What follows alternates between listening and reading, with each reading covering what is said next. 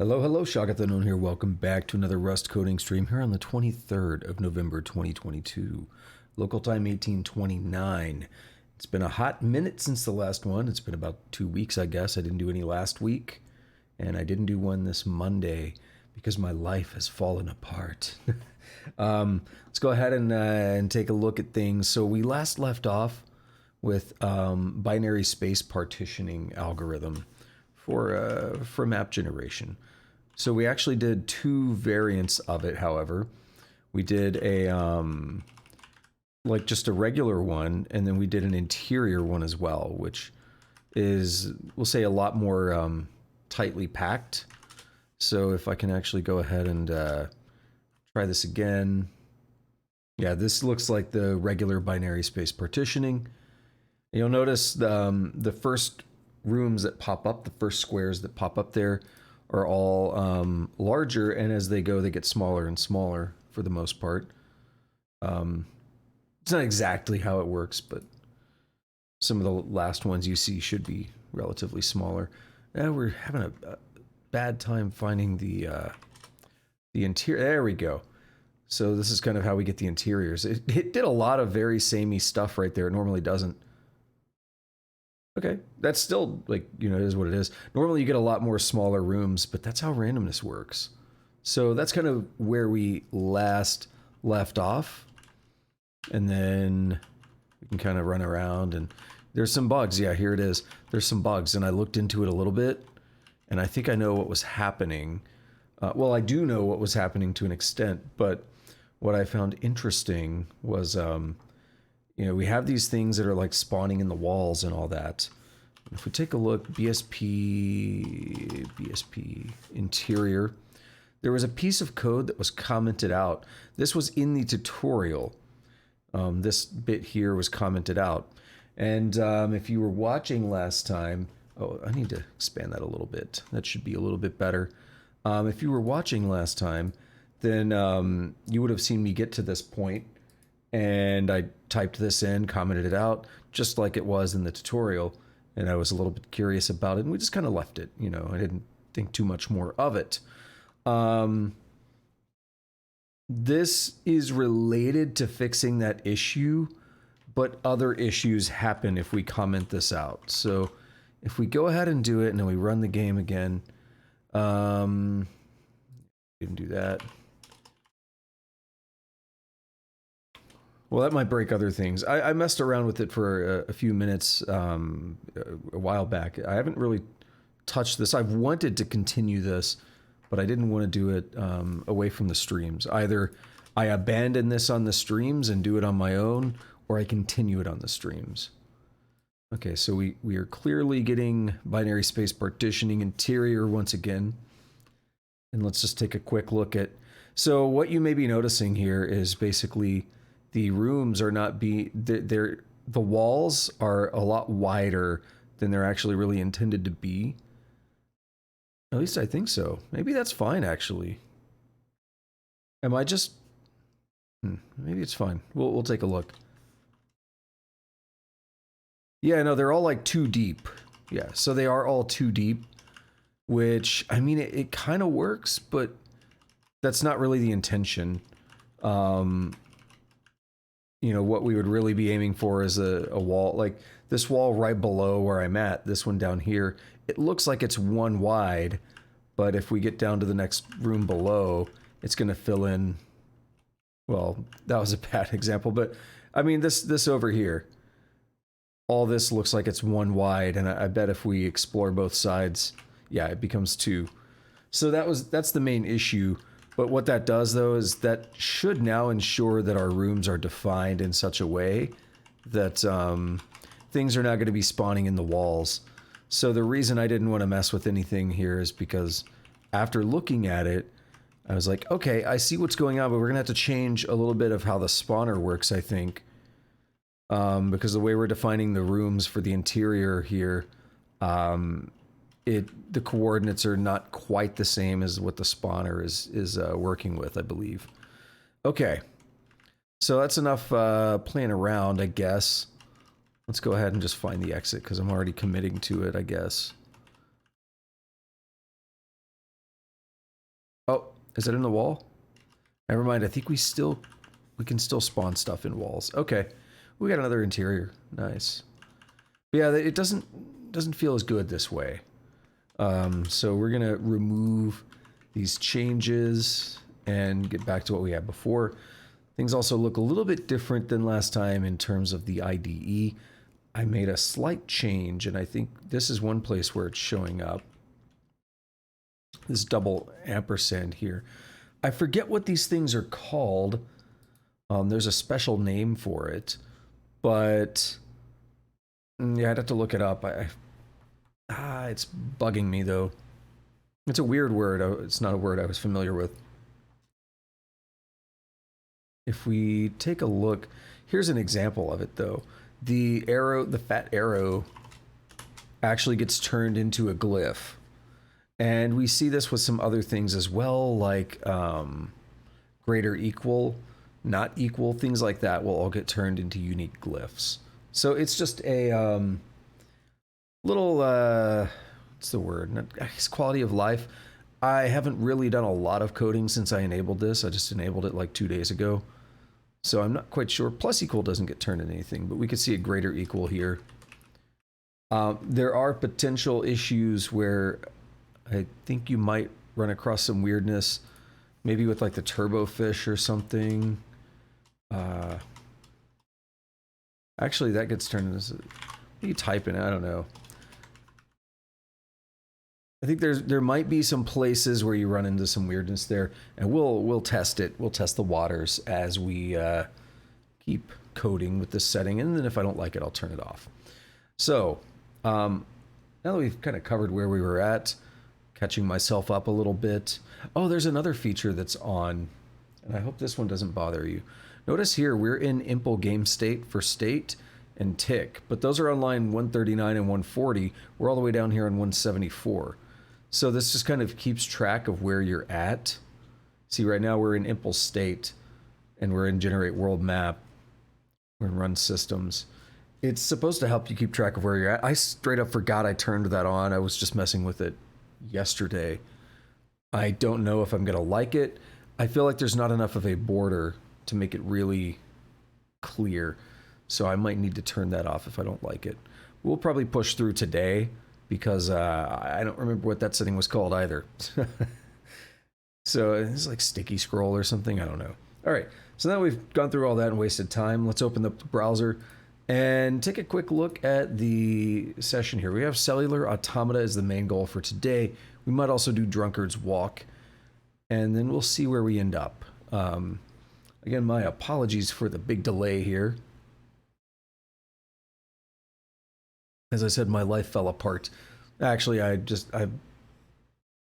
to put it simply, I had a very difficult time lately with work-related stuff and all that. Just, you know, not happy with my career and all that fun stuff. So it really took a toll on me, and I had to just step away for a minute, you know, from doing some streams and all that. But we're back, and hopefully staying back for a while. Alrighty. So, sometimes you need a break from rectangular rooms. You might want a nice organic-looking cavern, a winding forest trail, or a spooky quarry. One Night in the Dungeon uses Cellular Automata for this purpose, inspired by this excellent article. This chapter will help you create natural-looking maps. I actually bought this hands-on Rust book. There's some cool stuff in there. I want to check it out. He also builds like a bit of a roguelike dungeon crawler in that book. I think the way he described it is that this tutorial we're currently doing is better for pure roguelike development, and the book is better for just pure Rust, learning Rust. So it would be good to check it out. I feel like I'm pretty competent in Rust, but it would be good to check it out and maybe, you know, see some other ideas. It looked like he was building a lot of things from the ground up in the book, which is cool, like the camera system and all that. But we'll probably be doing some of that here too.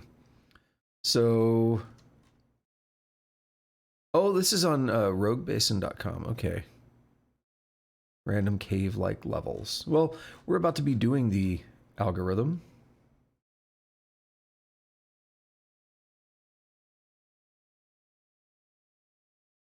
So let's go ahead and just keep that article over there, and we might You know, I might look at it on my own time or something. Okay. So scaffolding. Once again, we're going to take a bunch of code from the previous tutorial and reuse it for the new generator. Create a new file, map builders, cellular automata.rs.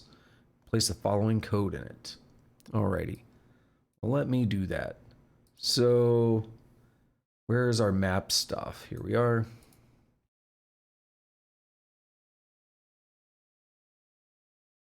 We're going to shrink that down. Alrighty. And, well, we got a bunch of stuff. It's all boilerplate type stuff. We've done a lot of it already. I could probably get away with copying most of it.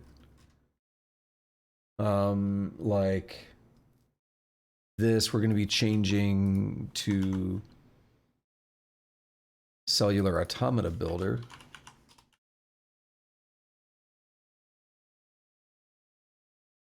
And it takes map, starting position, depth, and history. So there are no rooms and there are no rects. That's why I was hesitant to just copy everything. And then we're going to need to impl map builder.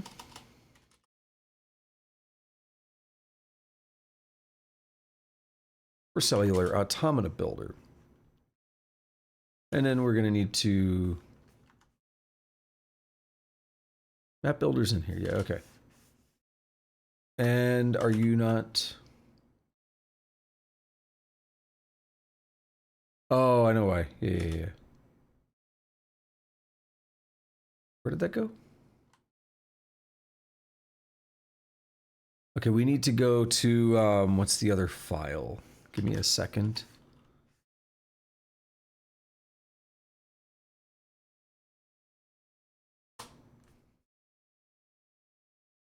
Yeah, it brought, so cool, it brought it in here for me. Now we get it. Okay.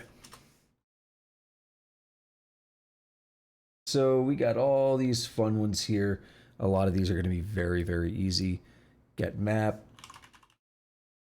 Clone the map. Starting position.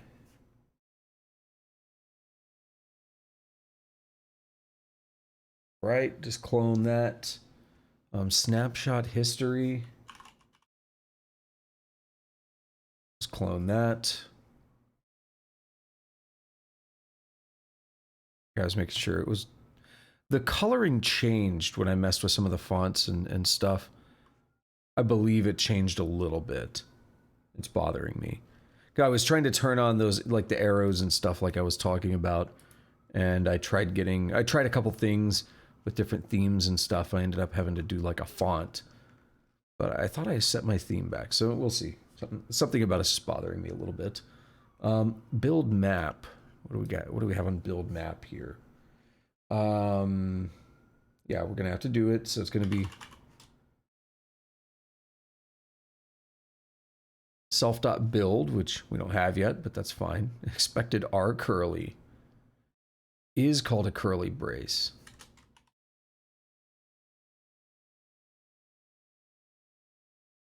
Okay, spawn entities. We'll just keep it to do for now. Take snapshot. If show mapgen visualizer, let mute snapshot. So we're going to clone it.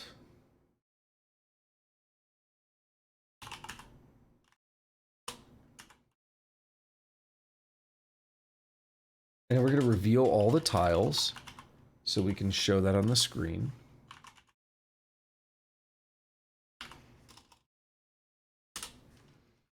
And we're going to push that into the history. There we have it. So we're basically just left with build right now. Unresolved imports.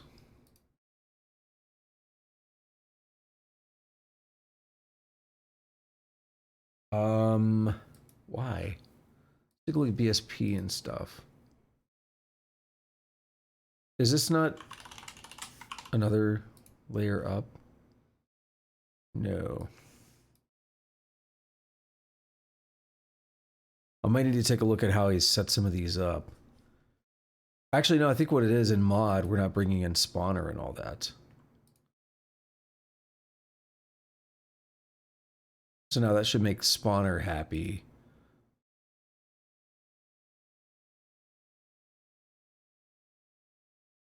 Why would I have that here?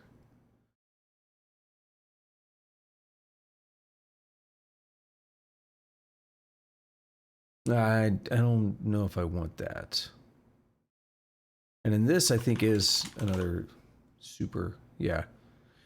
You can pull that into mod instead of doing it this way, or yeah, into mod.rs though. Show mapgen visualizer. And I don't know about the supply room to map. We're gonna see how it's used, and I can pull that in when we need it, if we do need it.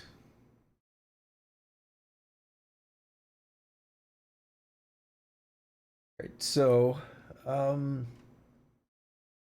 covers most of it. So obviously it's still mad about build. So let's go ahead and take care of that. Well, first let's get a new in.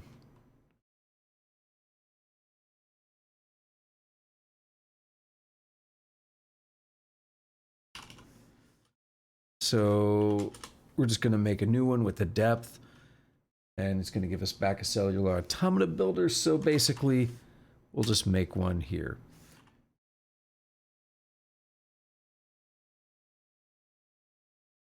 Starting position is 0 and 0. Depth is new depth.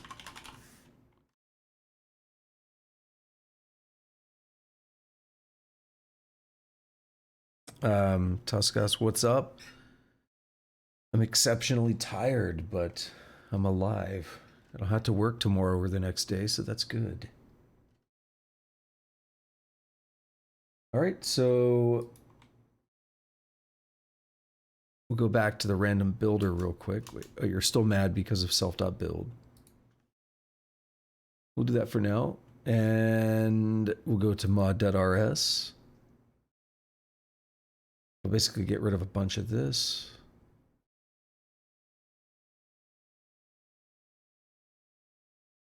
And we'll do this.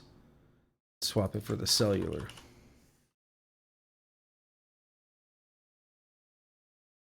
Just like that. Yeah, it's going to be mad. A lot of things are not used. It's fine. Okay. So now we've done that, we need to make our build function. So the first step is going to be to make the map completely chaotic, with about 55% of tiles being solid. You can tweak the number for different effects, but tutorial words here, but I quite like the result. So here is the build function. So we'll go back over here. And it should just go into this impl block, I would imagine.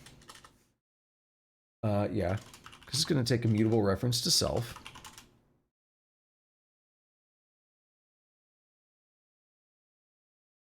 We're going to get a random number generator.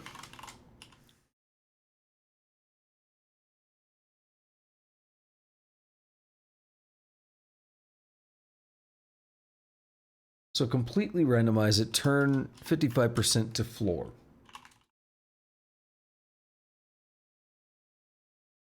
We're going to double for loop here.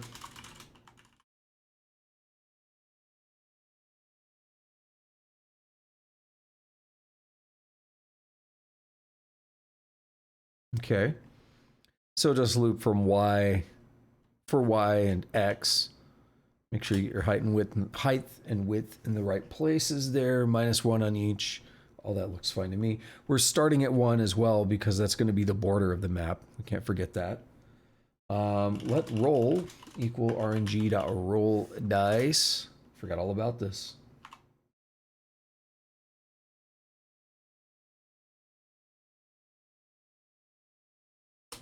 We're going to get this index with X and Y. We already have. If the roll is greater than 55,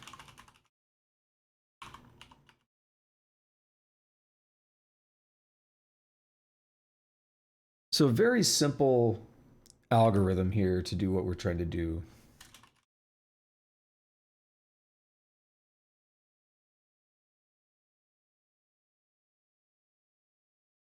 Very, very simple algorithm. And we're going to, after this loop, we're going to take a snapshot. Just like that. And it's ID X. Okay. So really loop through every tile, roll from 1 to 100. If it's greater than 55, then it's floor, otherwise it's wall. I mean, that's a very, very simple way to do 55%. And build is now going to be used, so it's not mad anymore. And the tutorial says that makes a mess of an unusable level.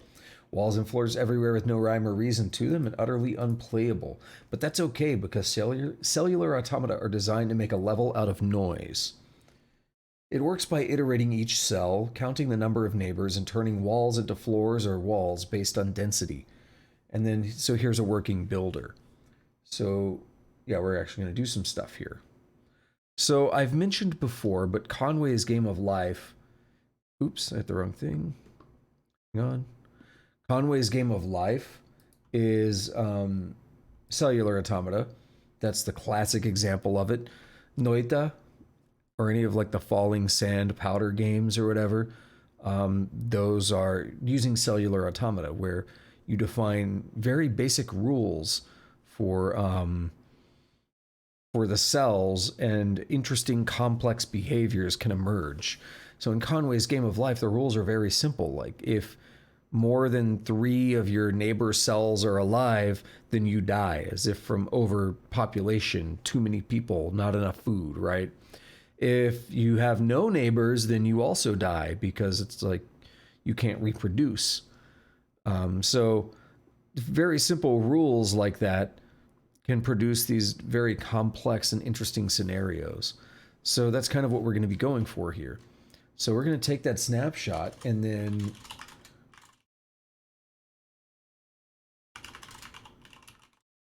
iteratively apply cellular automata rules.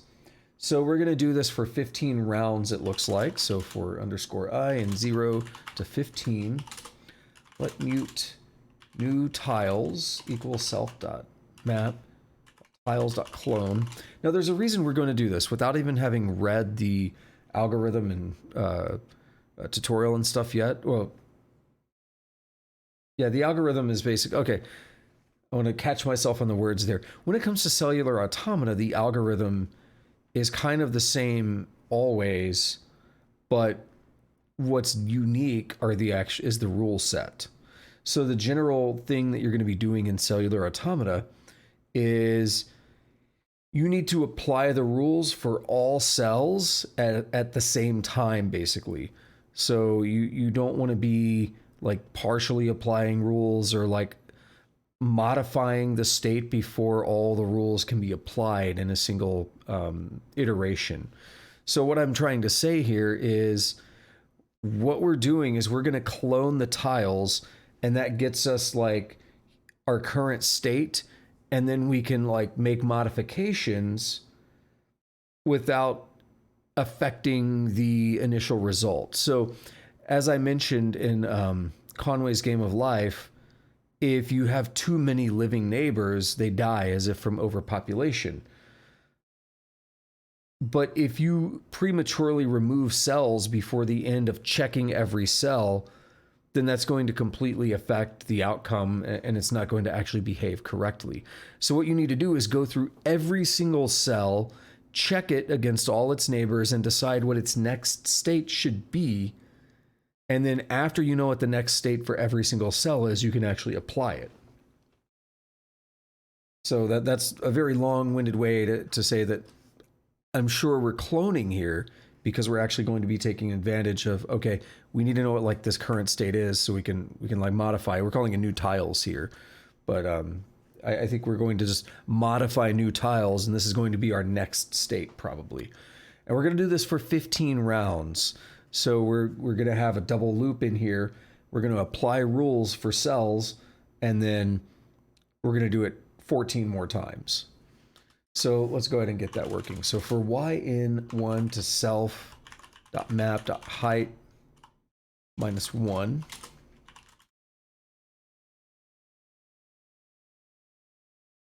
And we loop over the width as well.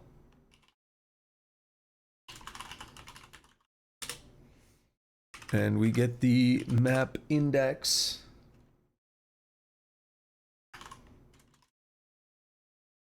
And we basically want to figure out the neighbors of the cell. So it's going to be a lot of conditionals, unfortunately. So what I'd kind of like to do here is get a multi-cursor. You're going to do that, aren't you? Okay, you know what? Go down here and then give me that multi-cursor.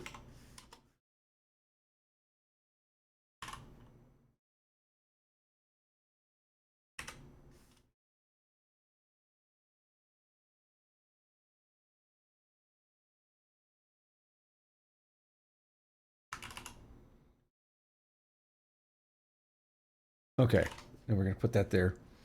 Now, that's just a quick way to get multi-cursor. There's a couple ways you can do it. You can alt-click in multiple places. Anywhere you alt-click will set another cursor. So then if I type, it'll happen at all of those cursors. If you middle mouse click and drag, you'll do a multi-cursor. You can even do a multi-highlight like that. Now that gets a little funky. If you're at the end of lines, right, it goes to the end of the actual line, as you can see.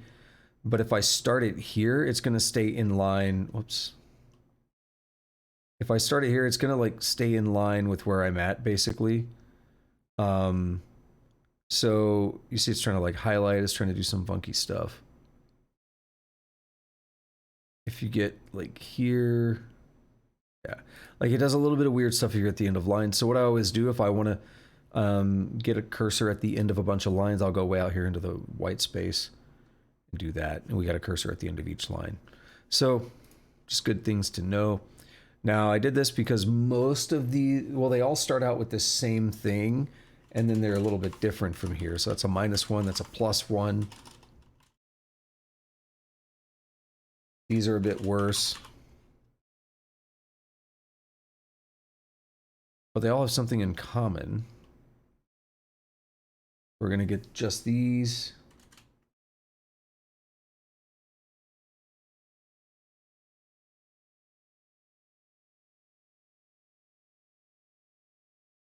So that's in common between all of them. Now we got to fix the signs.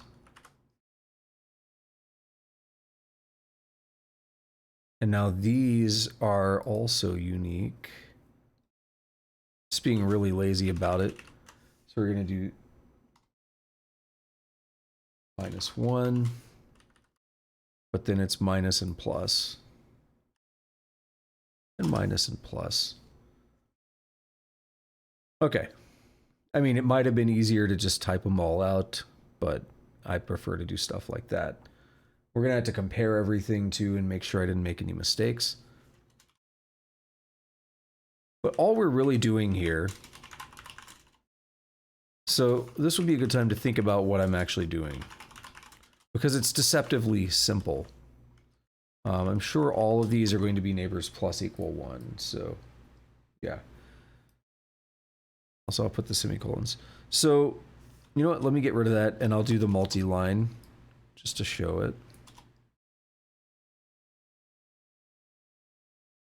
Since we were just talking about it, we can go out from here. Hey, come on. It's being stubborn today.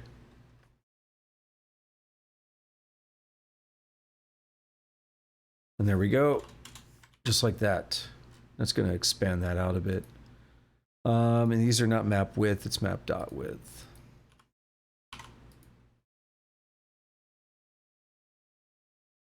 My mistake.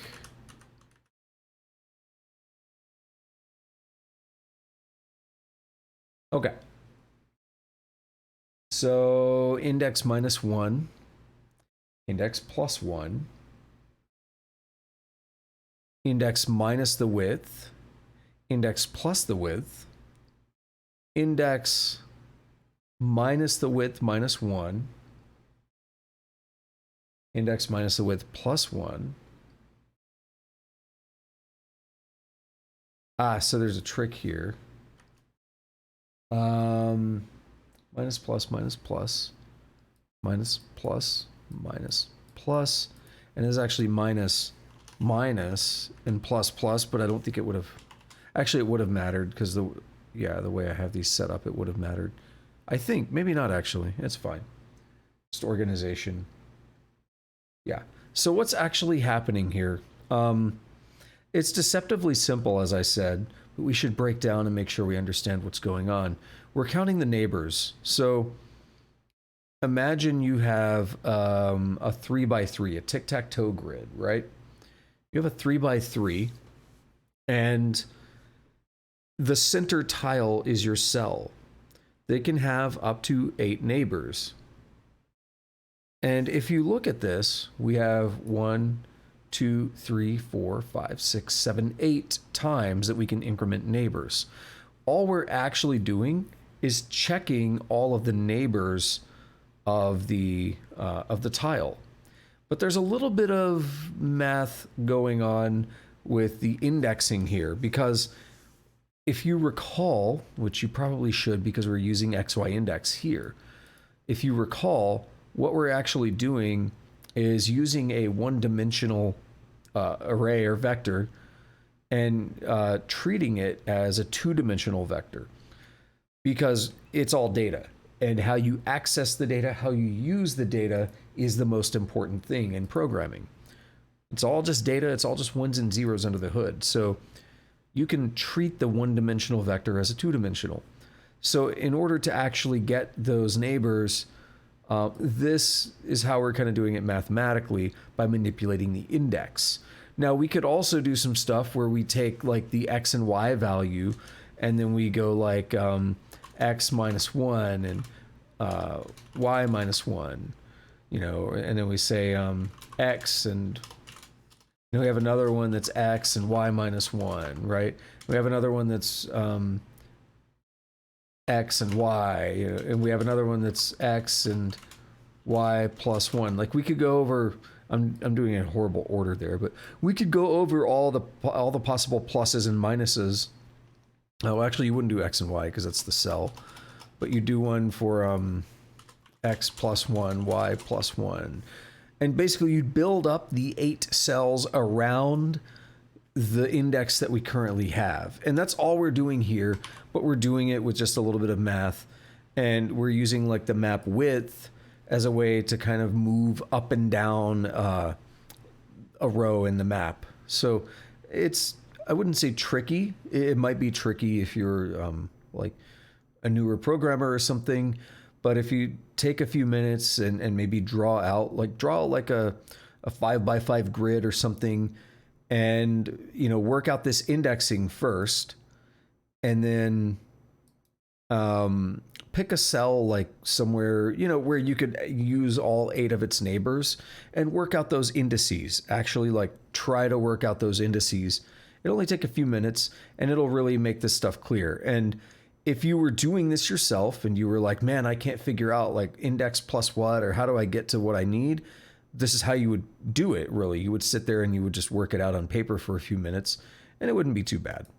Okay, so now we're getting some complaints about some unused stuff because we're not actually finished yet. But what we've done now is we've counted up all the neighbors, and that's good. That makes us happy. So what are we going to do with it? Well, here's the crux of the algorithm. Because it's cellular automata, we need some rules.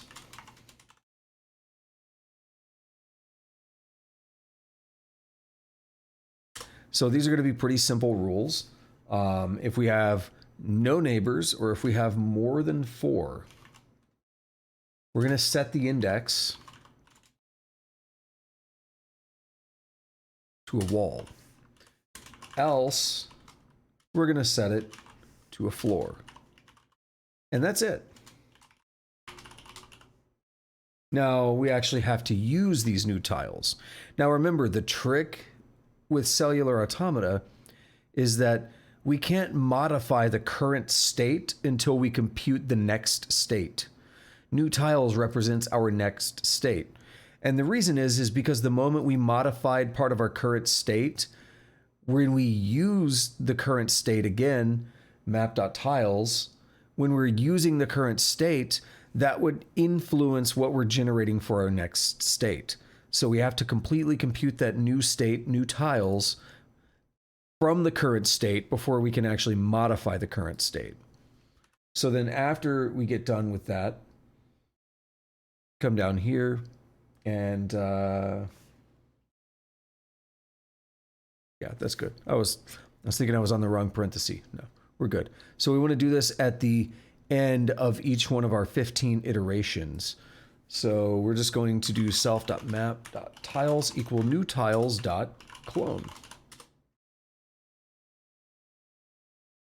Now we're going to take a snapshot so we can see how this thing builds.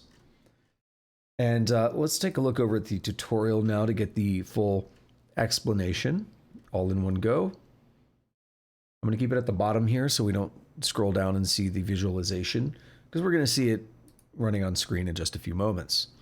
So first we randomize the map, which was what we did a minute ago with just literally 55% to make something a floor.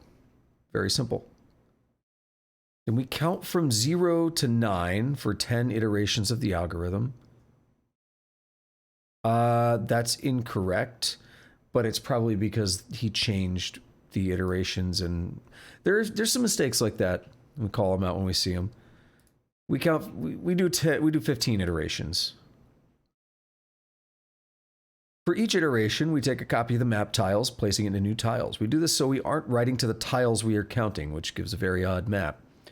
We iterate every cell on the map and count the number of tiles neighboring the tile that are walls. If there are more than 4 or 0 neighboring walls, then the tile in new tiles becomes a wall, otherwise it becomes a floor. We copy the new tiles back into the map, and then we take a snapshot. So let's go ahead and click back over here, and let's run this and see how it looks. I think everything is in place. Let's do a run release.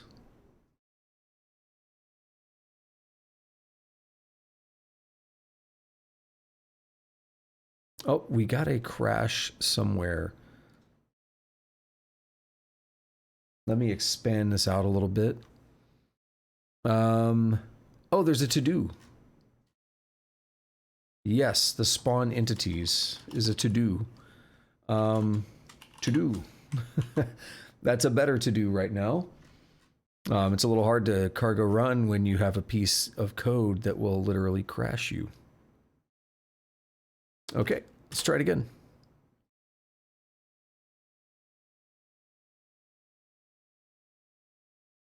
And let's see our new map now. Very cool. Very cool start, I think. Oh yeah, we're not actually being initialized properly, so we can't exactly use this very well. But it's a cool start. Let's take a look at it one more time. So we see how it's almost carving out a little bit of a cave or something, right? If we got really... No, we would never get lucky, because 0, 0 is not part of the algorithm we're looping over, part of the map. Excuse me. Yo, it's raining outside. Nice. It'll keep things cool. Got a little warmer today.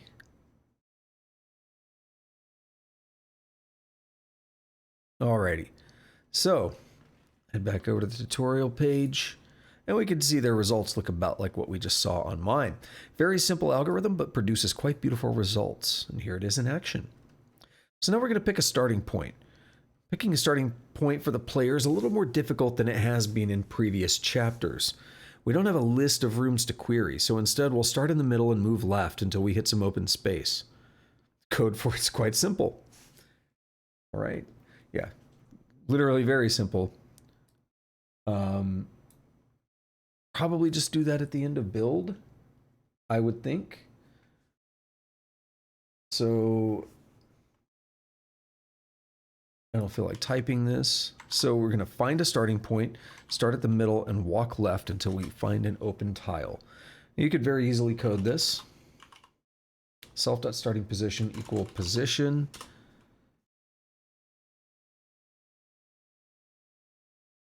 Now it's important we're actually really smart for using the width and height here.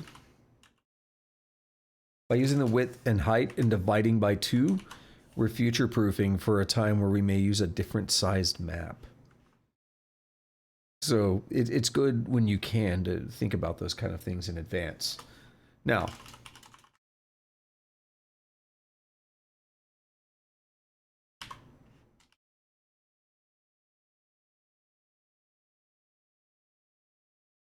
we're going to get the starting position we just created at the very center, and we're going to convert that into an index.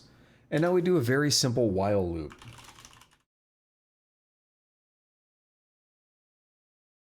While the start index is not a floor, then we're going to move the starting position.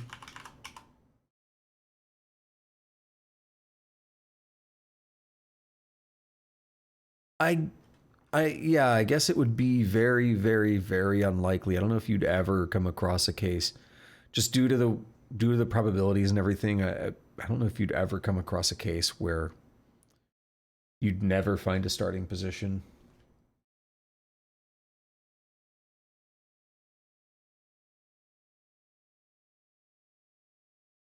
I'm gonna do this.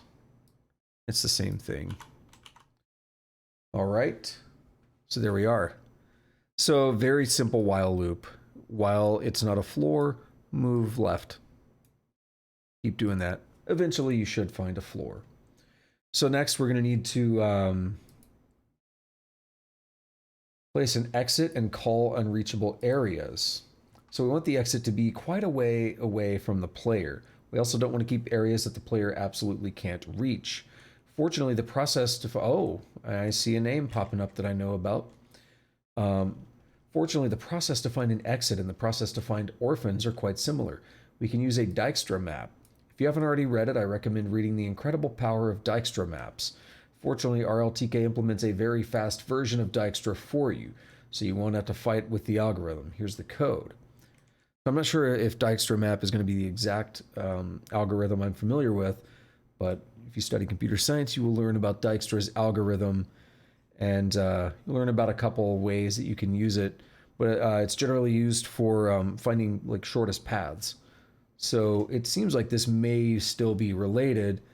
Dijkstra map may be all pairs shortest paths, which you typically see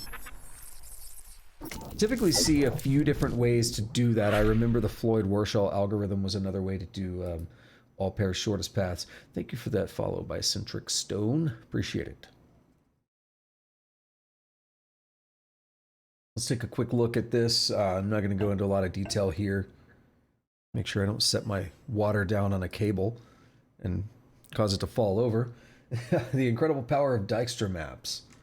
Yep, I call them Dijkstra maps because their similarity to the basic Dijkstra pathfinding algorithm. Rather than conducting a strict breadth-first search from a single point or set of points, I mean doing the following. You start with an integer array representing your map with some set of goal cells set to 0 and all the rest set to a very high number. Iterate through the map's floor cells, skip the impassable wall cells. If any floor tile has a value greater than 1 regarding to its lowest value floor neighbor, in a cardinal direction, up, down, left, or right, a cell next to the one we are checking. Set it to be exactly 1 greater than its lowest value neighbor. Repeat until no changes are made. Okay. The obvious applications: pathfinding. Make a Dijkstra map around a single goal point, and no matter where you're starting from, you can just roll downhill on the Dijkstra map and you'll reach the goal in an optimal number of moves. Yeah, so it's very, very related.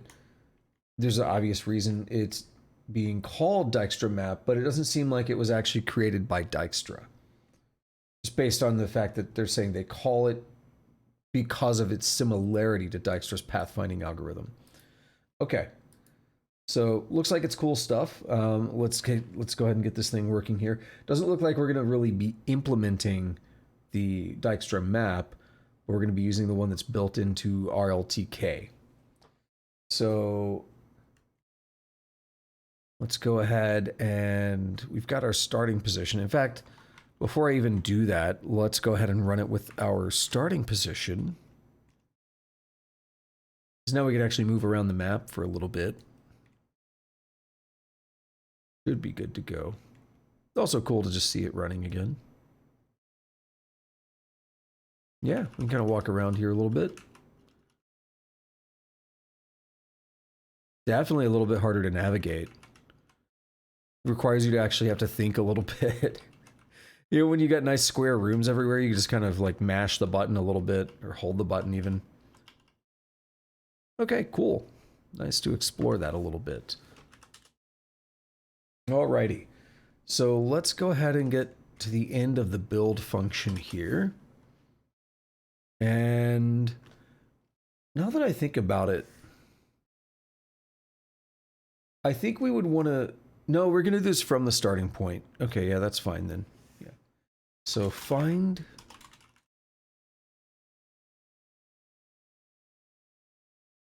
Find all the tiles we can reach from the starting point.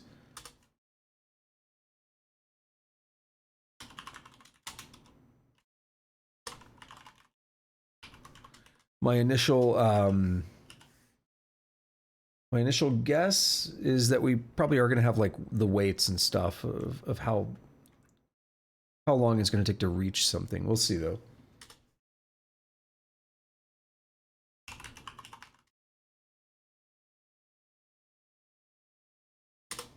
All right, so we're going to get the Dijkstra map. We're going to make a new one.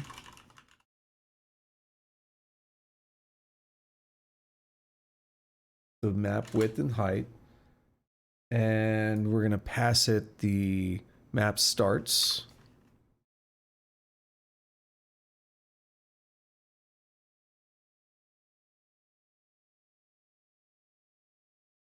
All right, what is this 200? This mysterious 200 max depth. Okay, it's probably in terms of like, if it's more than 200 away, we're just going to call it, I guess. That's my initial guess here. And it looks like we take something called map. Go to Dijkstra map. Now we have something called starts. Construct a new Dijkstra map ready to run. You must specify the map size and link to an implementation of a base map trait that can generate exits lists, which we've already done that. It then builds the map, giving you a result. Cool. So, what are we going to do with it now?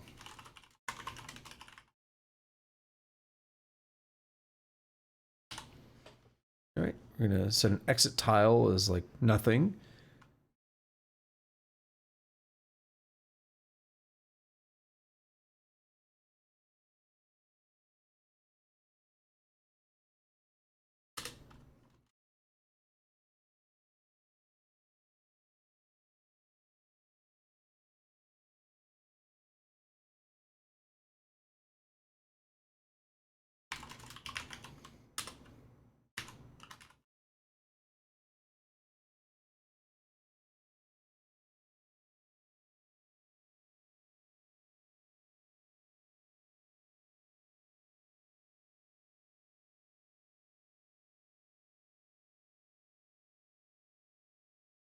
Yeah, so I think I see what's happening.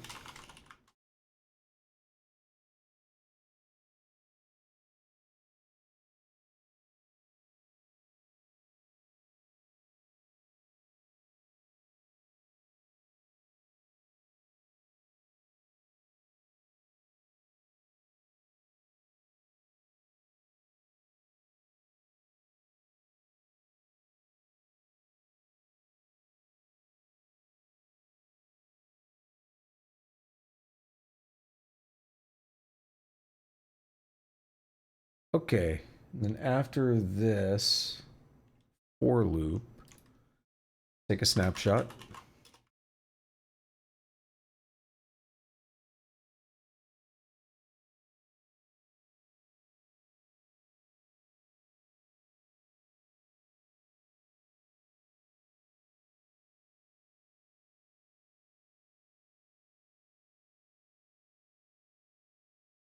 So I think, okay, yeah, we're doing some interesting stuff. Alrighty, so let's kind of break down what's happening here. We're building the Dijkstra map, which, again, it's a Dijkstra flow map. A map is a vector of floats having a size equal to size x times size y, one per tile. Size x and size y are stored for overflow avoidance.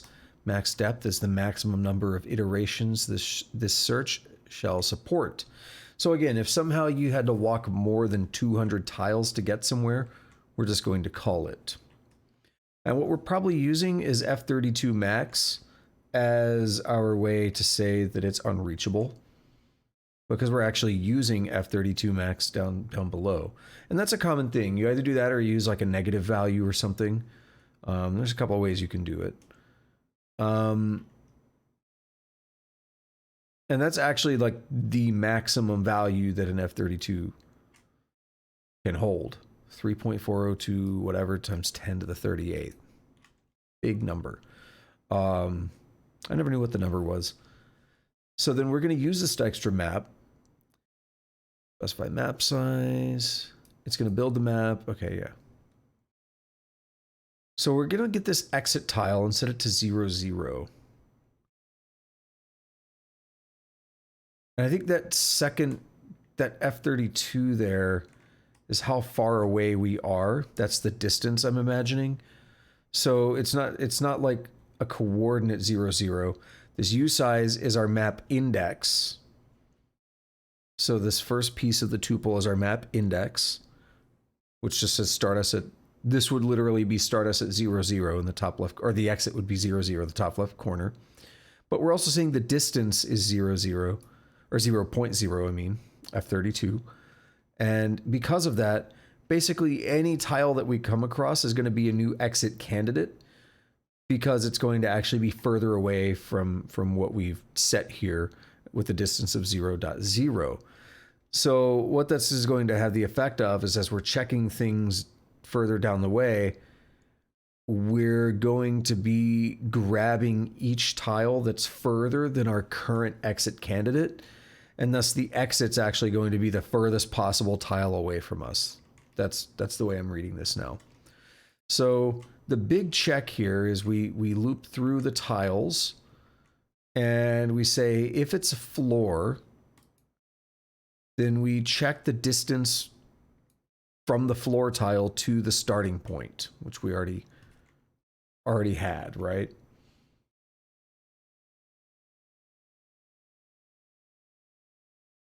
Just a second though. Extra map. Did we not use? Oh yeah, okay.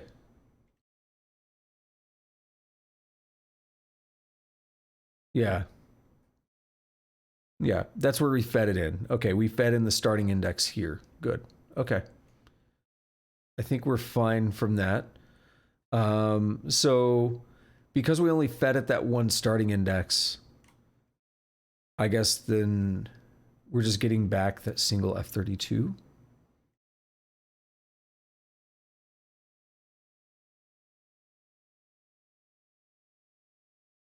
I'm curious how the starts are used. I want to take a look at it real quick.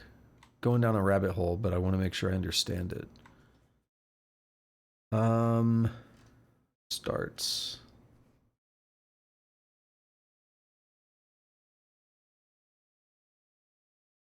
We just feed it over to build here. It builds the Dijkstra map. Iterate from each starting point to each exit. Each step adds cost to the current. Yeah, so we do it for each.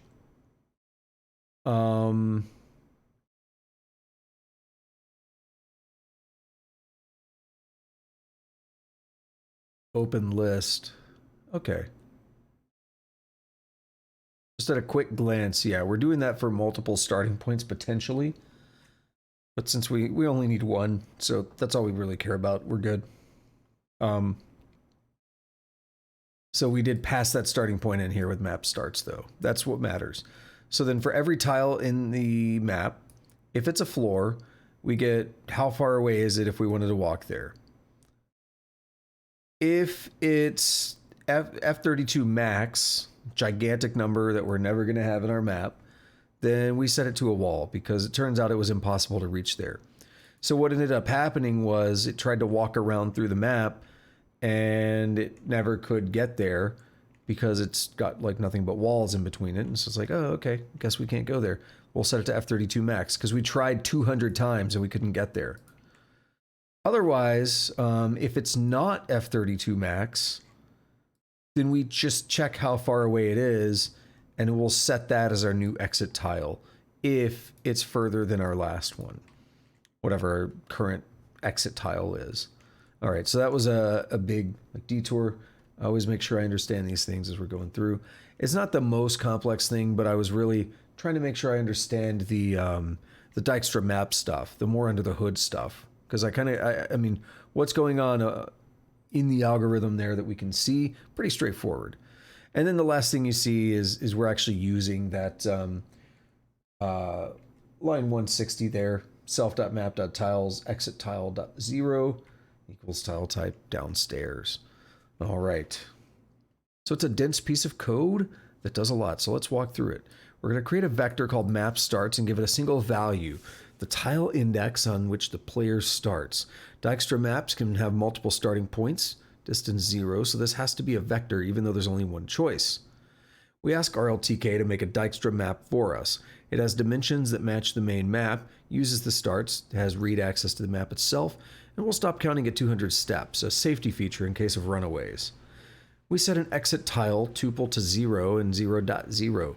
The first 0 is the tile index of the exit.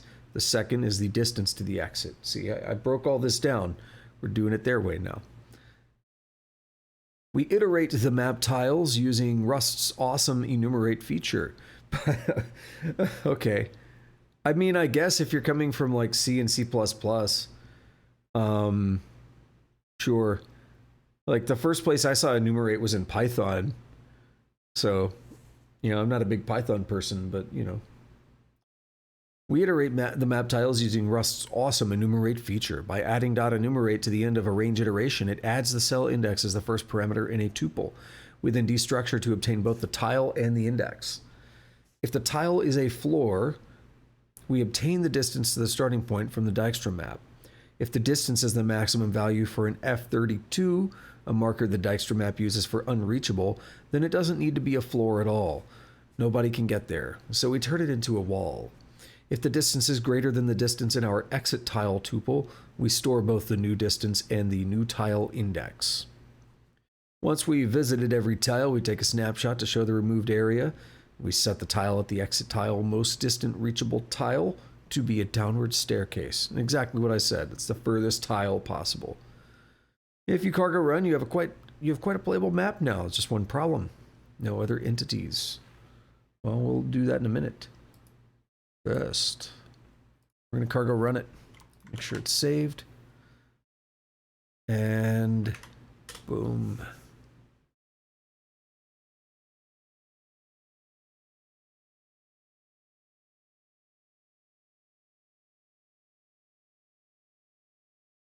I'm looking in the top there. Yeah, it called a piece, but it was getting called anyway. Let's run this one more time. Let's see if we can get a big chunk to be isolated somewhere and get called. No, that's a cool looking map though. I want a nice big chunk to be there at the last step, and then actually that may have already happened.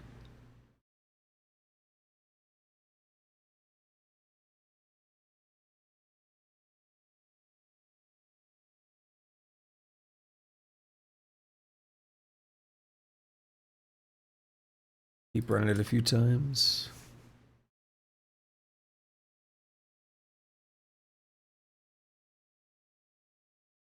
I do really like the way these maps look, though. It's pretty cool. Yeah, so what it doesn't seem to happen very often that you get a an islanded piece of the map, because usually due to the rules of the Cellular Automata system here, due to those rules, if it's a completely isolated chunk of the map, it seems like they often just fizzle out and disappear on their own. I was looking around here, but it didn't happen. It actually grew.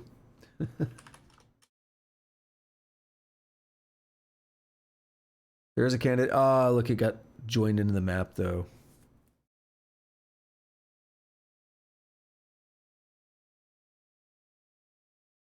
There's a candidate up there. Well, I don't know if it got called or not. Because I don't know if it disappeared or if the calling got it.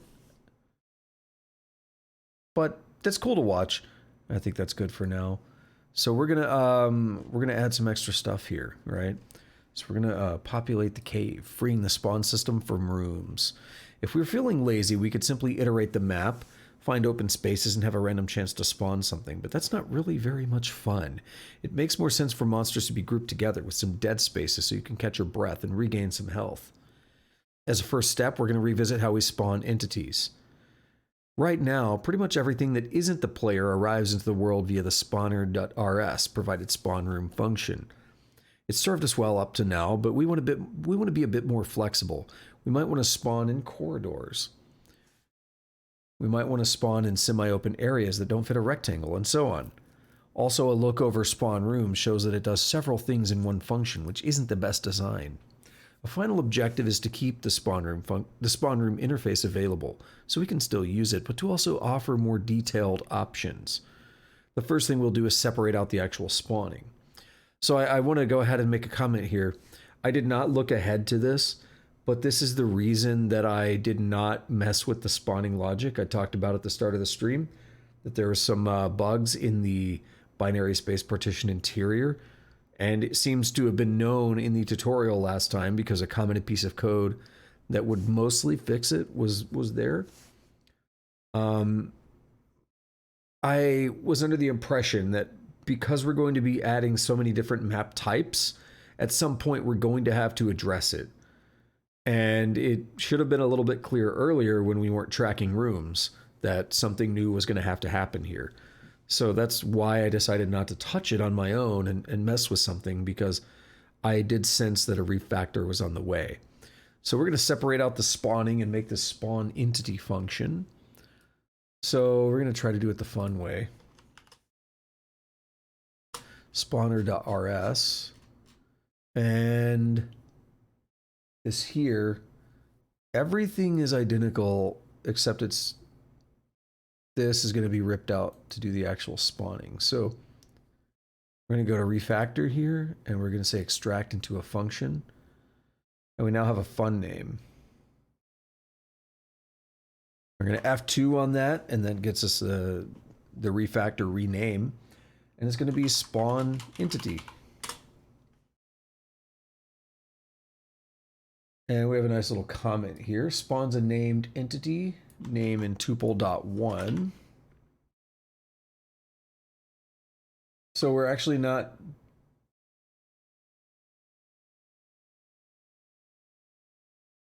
name in tuple.1 at the location in tuple.0. What?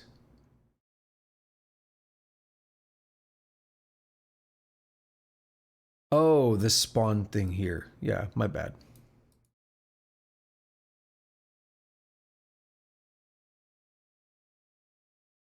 Sorry, I was a bit confused for a moment.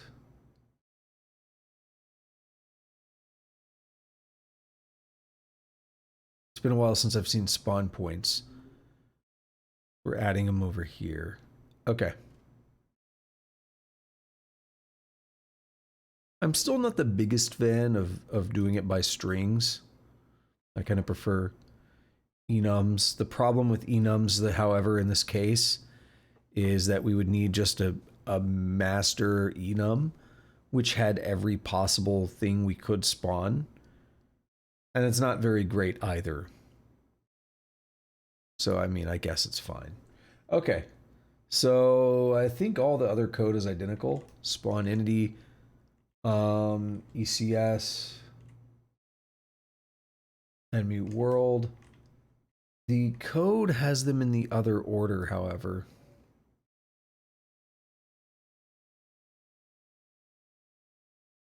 The tutorial, that is. So we'll do that for fun. That way, if we're calling spawn entity elsewhere, I don't have to flip the order every time. And we do the X and Y just like this. We do match spawn.1 as ref. So everything else is identical. That's all I wanted to check and make sure we're good.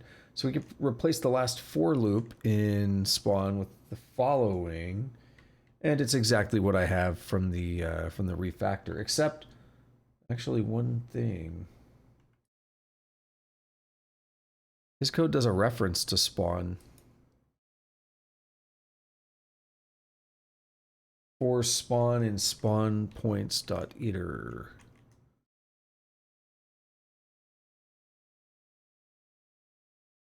Oh, he did reference. Okay. I see. So the compiler just, or the refactor didn't do the reference. So there was a slight difference. There we go. Now we're going to replace spawn room with a simplified version that calls our theoretical function.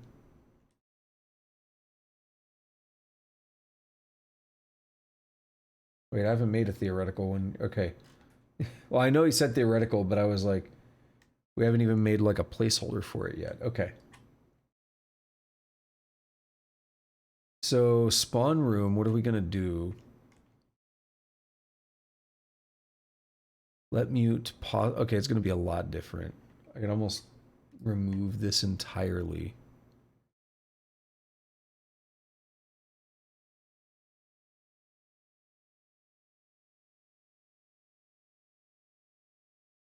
Yeah, we're almost renaming. Like some of this code is still going to exist, I think. I don't really feel like I want to get rid of it, but we'll get rid of it. Let's just replace spawn room.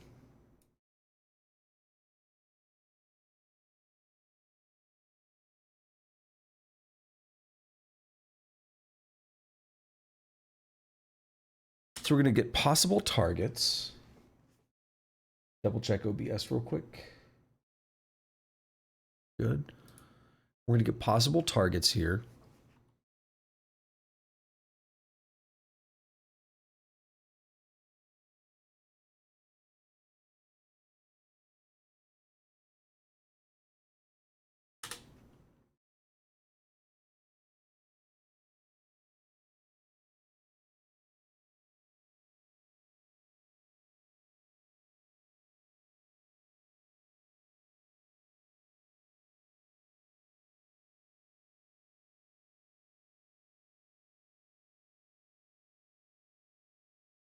So we're going to loop through Y and X, which are just part of rooms X and Y values. Okay.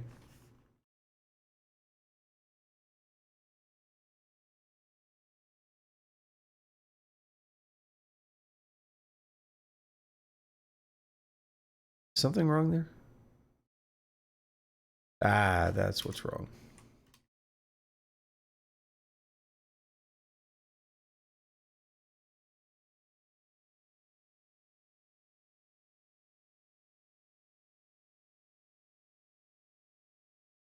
Yeah, I was wondering why XY index didn't seem to work.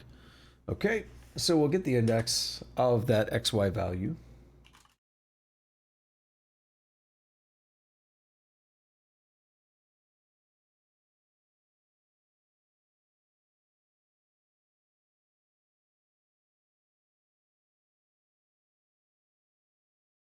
Yeah, I thought it was going to do that.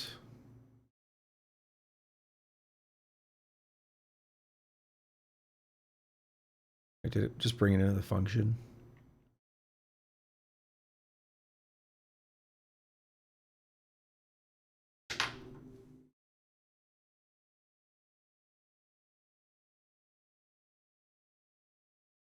Or did it bring that in? Oh, it did bring it up there. I missed it. I don't like that. What happened? There we go. Something goofy happened. It's okay, though. I'm fighting the IDE tonight. Forgive me. I am tired.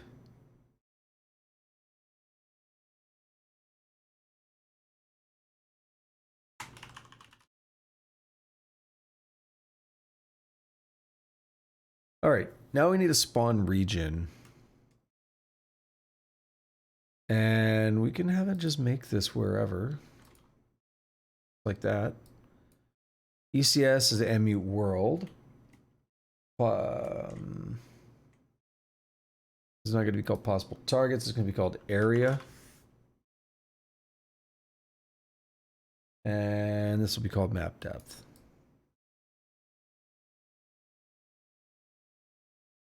And it does not return anything. So let's get rid of that. Okay. Now, this is where the actual spawning happens. So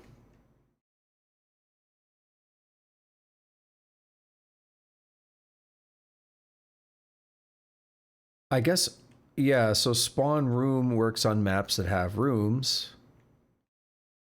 And it's defining regions.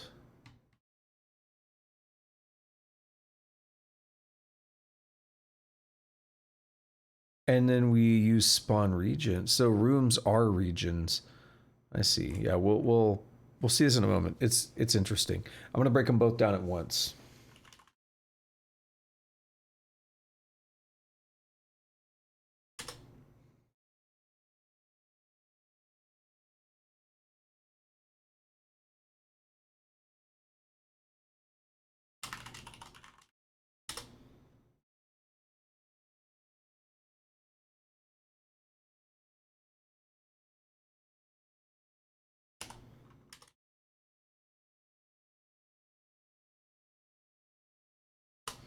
So we get a spawn table,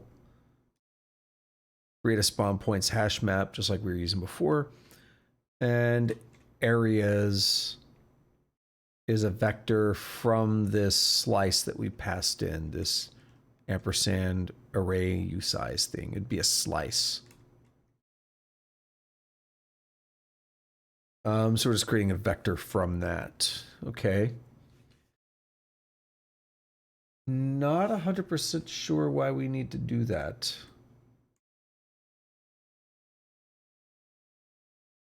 We'll find out why in a minute, I guess. Also, this ended up on the same line. Ah, come on. There we are. Okay. Write resource on our random number generator.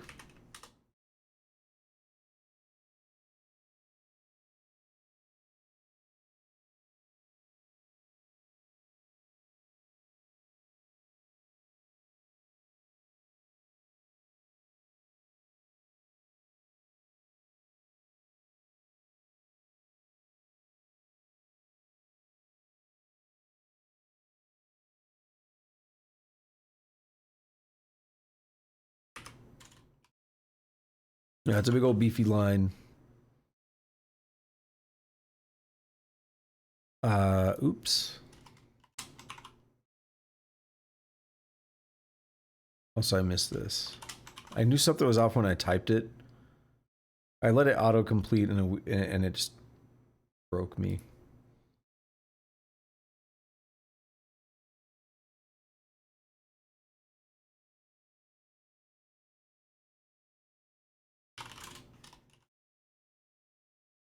So if we're not spawning anything, just get out of here.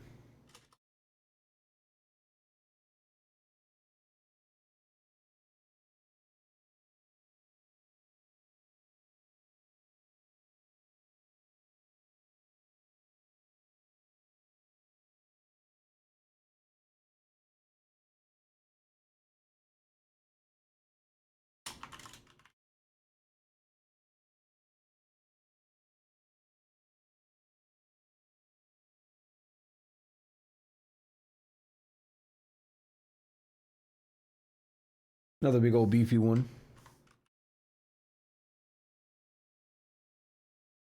I don't know if we don't really need 0 U size. I'm not a fan of that kind of typing. I would personally rather just if I need to specify, I'd rather specify up here. Will Clippy complain? No. I'm wondering if Clippy would complain that I don't need to do this anymore. We'll leave it for now. It's in the tutorial, but I don't like that style. Okay, so we set that array index, then map index.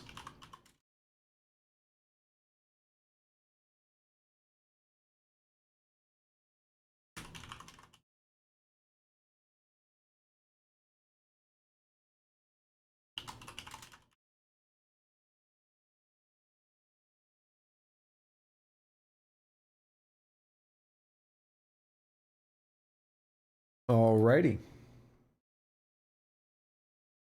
So after that loop, we finish with that scope and we actually spawn the monsters. I'm gonna say spawn the things because it spawns more than just monsters.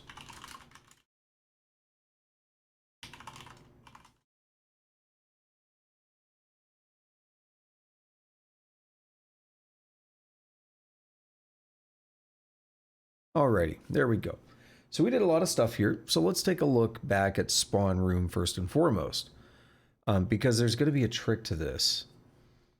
Spawn region is our generic code.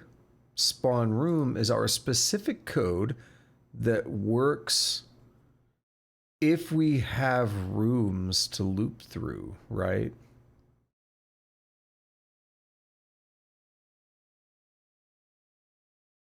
Or no, oh no, it's actually for, yeah, it's for a room, not just for, okay, it's for a room. Yeah, so we're not looping through rooms, but what we're doing here is we're getting the X and Y values from the room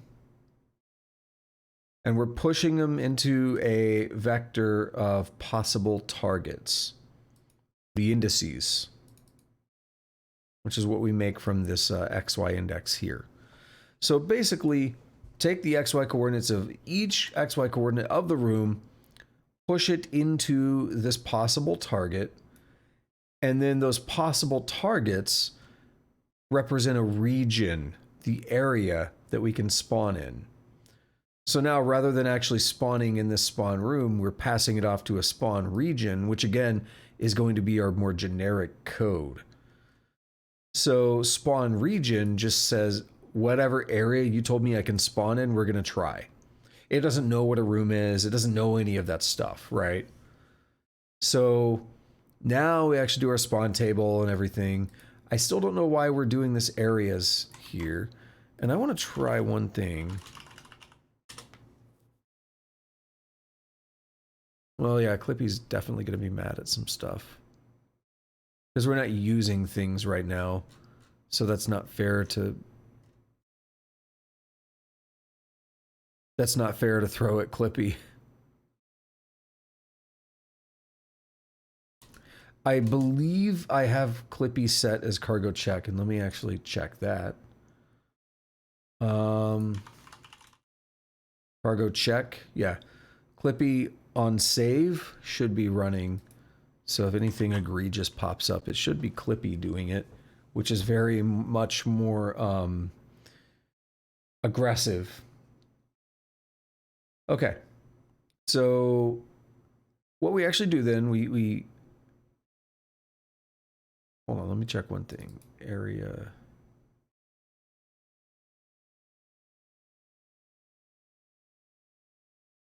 Like we could get the length from it. We could, I just don't know if I understand why we needed to get a vector here. Oh, because we're removing. I see, yeah. We are modifying it. Never mind. Okay. I'm being dumb. So we get a random number generator.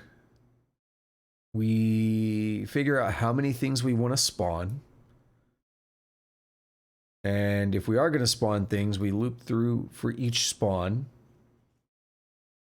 And we basically...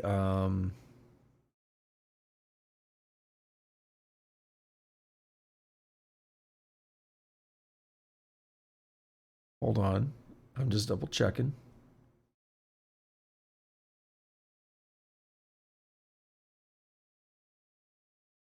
So we figure out how many things we want to spawn. I'm trying to figure out where the array index is 0. Oh, if the length is 1. Yeah. That, okay. And then else the array index, this role determines where we can put something. Are we using this areas.len?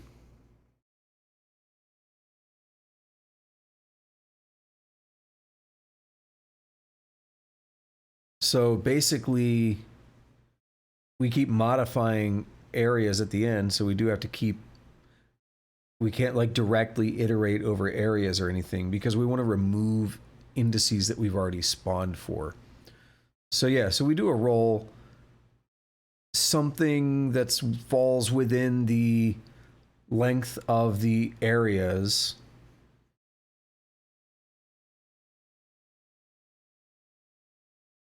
And then we actually grab that array index.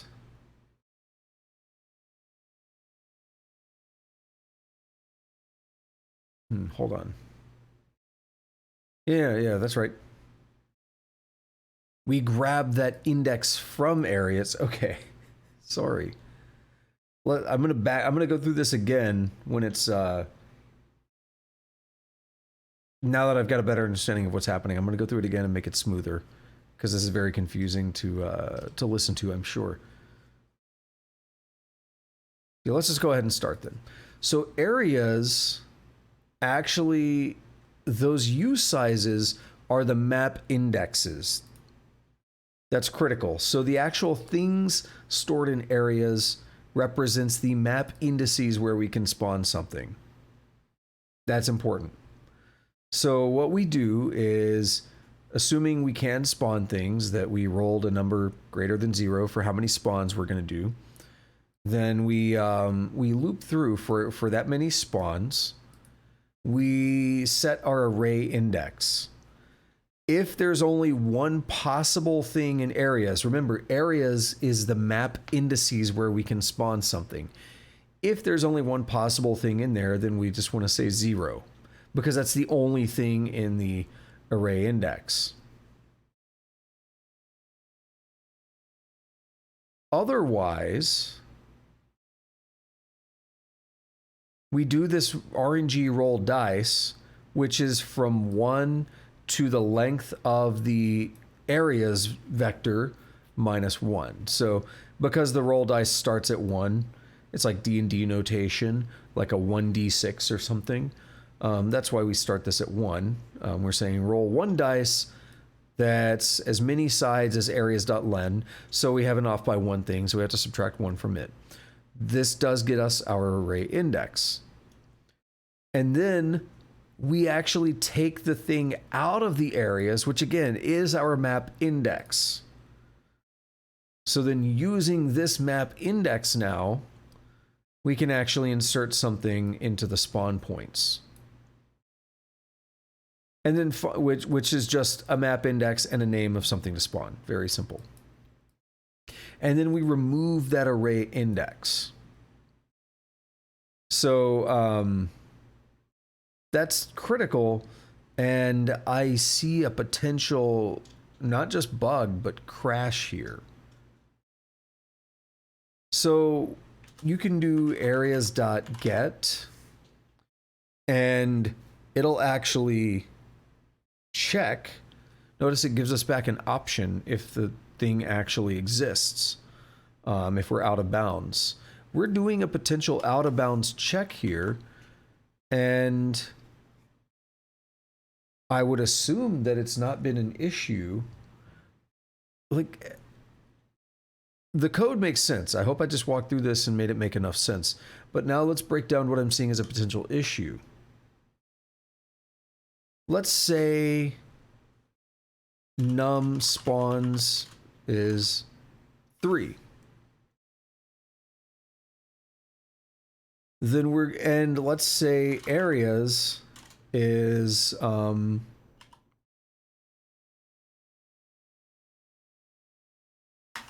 just 2 different numbers. I don't care what they are, right?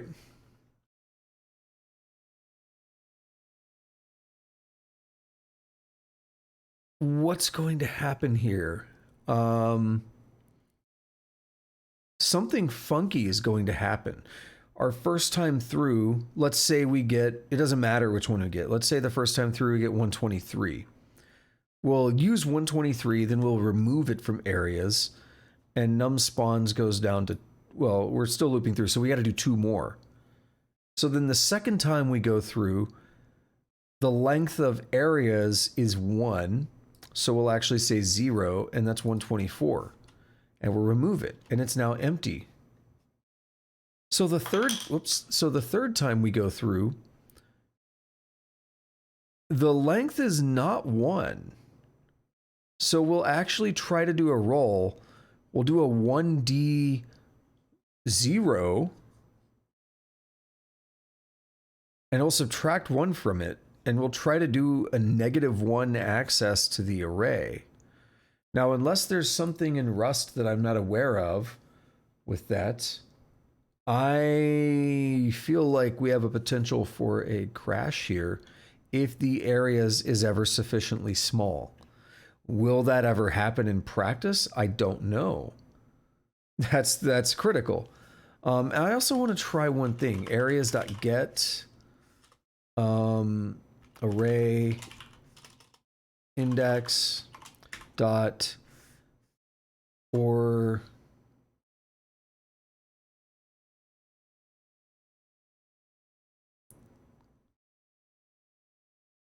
yeah, I was curious about something. There's an interesting hash map thing. I'm wondering if we can do something similar here.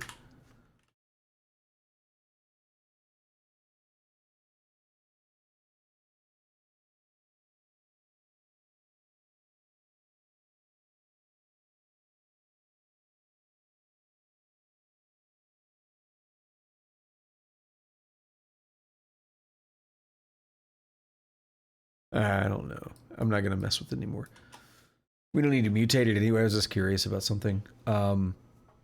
Using .get would be safer. It is checked. It would be slower. But I just feel like there is a miss here. I feel like you would also want to do a check for areas.len equals 0 and just break at that point. That would be the easiest thing to do, and you would avoid all the other stuff. But we're going to go with what's in the tutorial. It just concerns me. You know, when I see a potential bug like that, it really concerns me. And again, maybe I'm missing something. All right, but I already broke down the algorithm. I wasted a bunch of time on on that potential bug.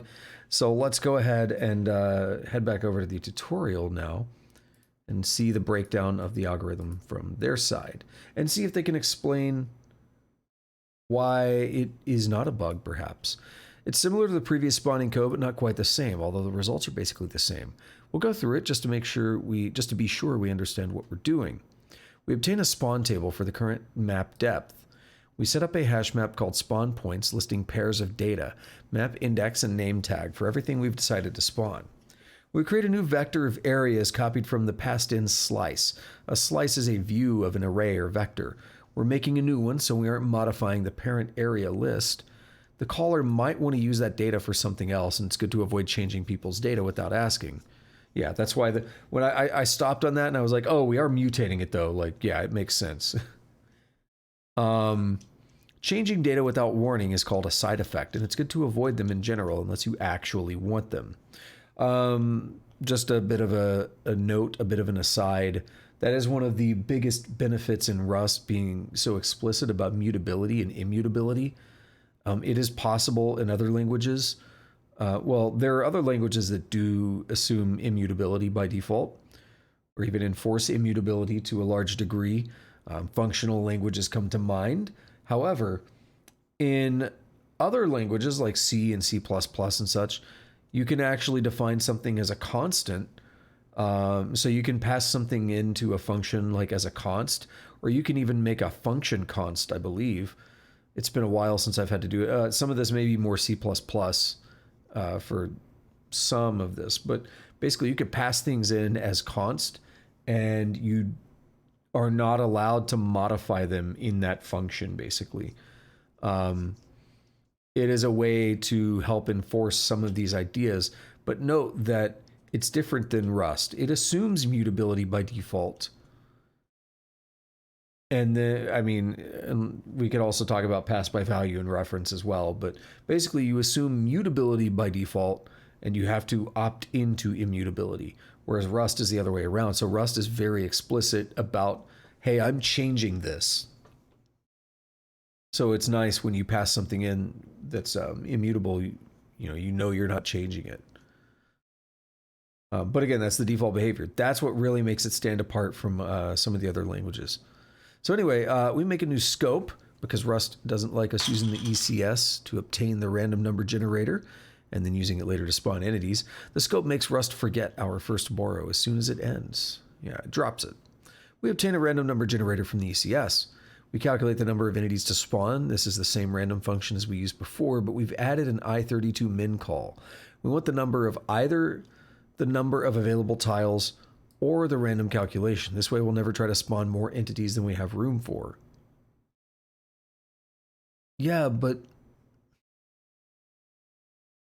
what if you run out? If the number to spawn is 0. Oh wait, no, that was a different part. That was this. Yeah. I think. If the number to spawn is 0, we bail out. Yeah.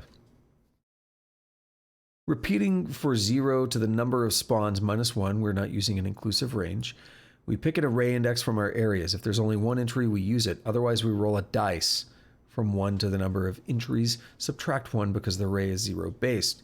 The map index location of the map tiles array is the value located at the array index of the array. So we obtain that.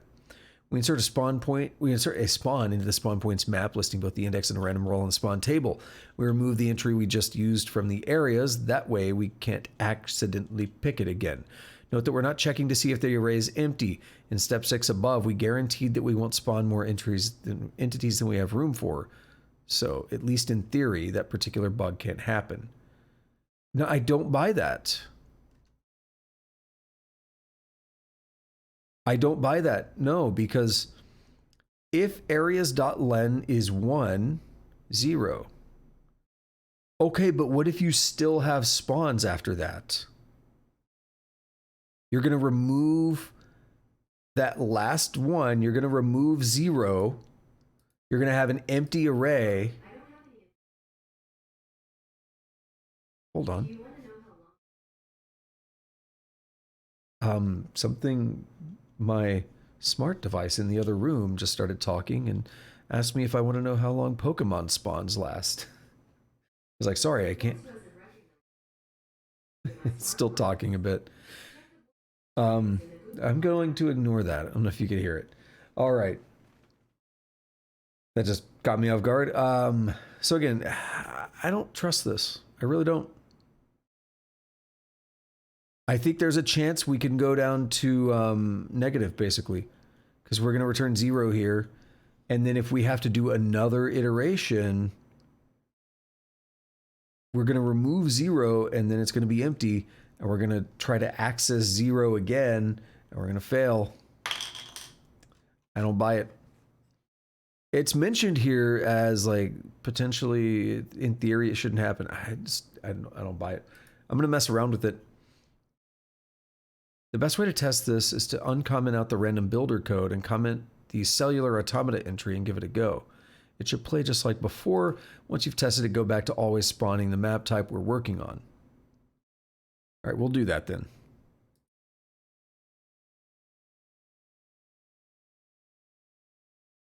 So in here,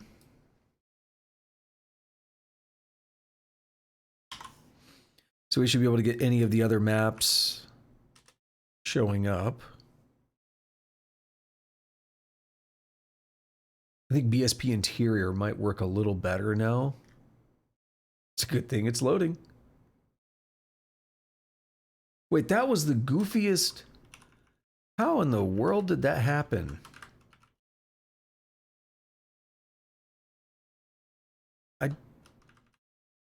I see this and it makes me wonder, like, did I break something? Nothing is spawn. Okay, there we did have something.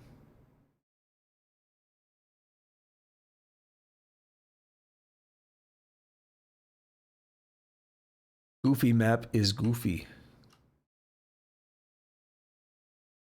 Things are still spawning though. I think we're fine.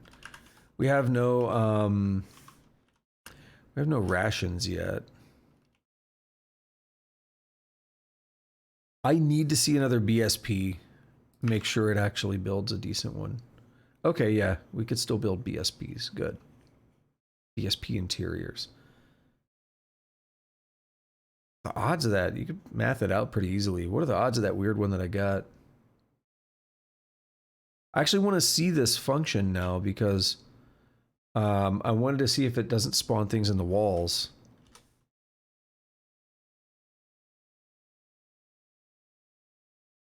Because I think we did just fix a lot of those issues. Probably. I mean, so far we haven't found anything in the walls. We haven't really found much.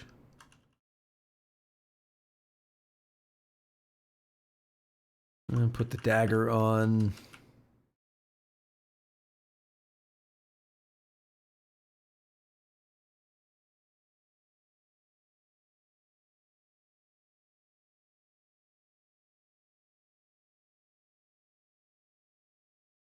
See if we get a magic map or something. We're hungry. Oh, come on. So far, so good. Nothing spawned in the walls, so I think that does fix the problem from before. Which is nice.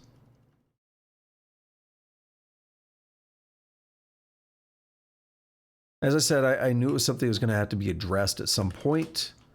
So we are definitely good now. Okay. So let's switch back to the cellular automata.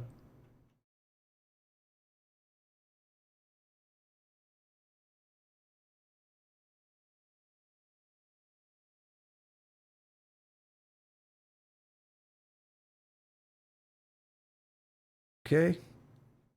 And it's not actually spawning anything yet. So we're going to have to figure out how to place it now.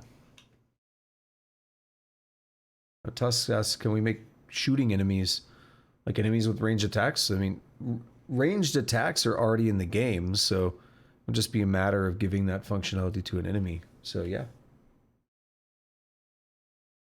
So grouped placement in our map. Enter the Voronoi. Voronoi diagrams are a wonderfully useful piece of math. They make all these holes and stuff. It's really cool looking.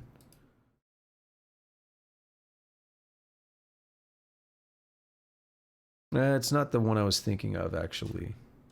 Well, there's like a Voronoi type of art. I mean, it's kind of, yeah.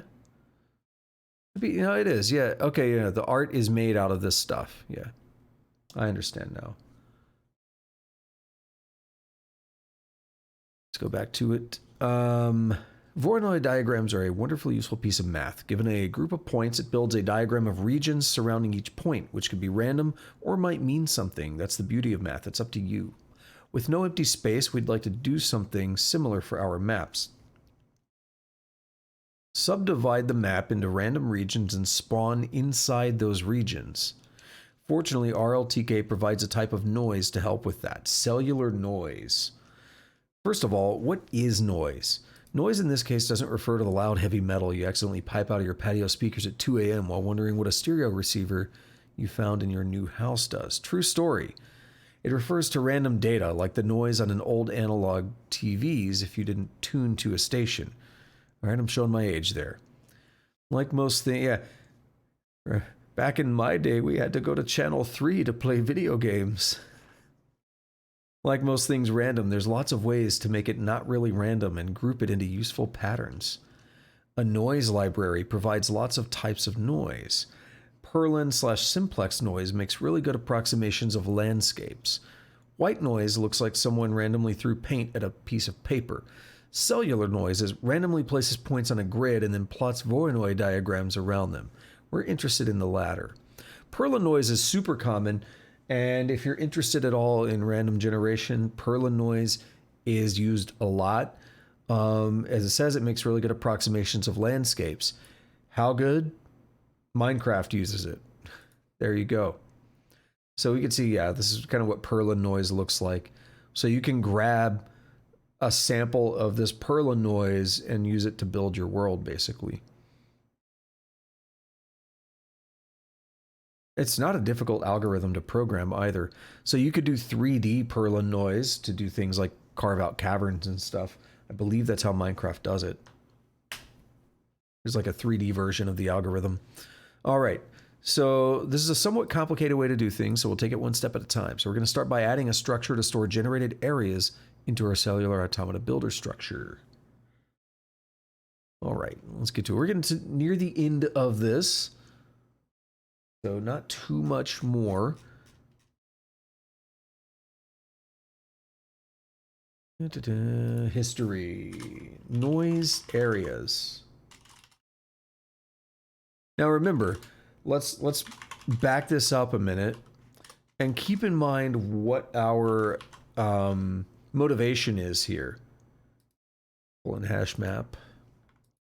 What is our motivation for doing this noise? Because what we want to do with this cellular noise is make like these groups of spots, right? That we can say, this is an area where we want to put enemies. And the idea that was described earlier in the tutorial was you want to have like maybe a blob of enemies somewhere and then have a spot where you can rest, right? Without enemies. So you don't want to just like cram them everywhere in the caves. You want to maybe have small groups or something. So that's kind of the idea that we're going for here. So without having even looked ahead, what we're probably going to do is use that noise to say, here's like a cluster of enemies, treat that as our area for the function we just made, spawn region. That's our area, is the piece that we get from the noise here.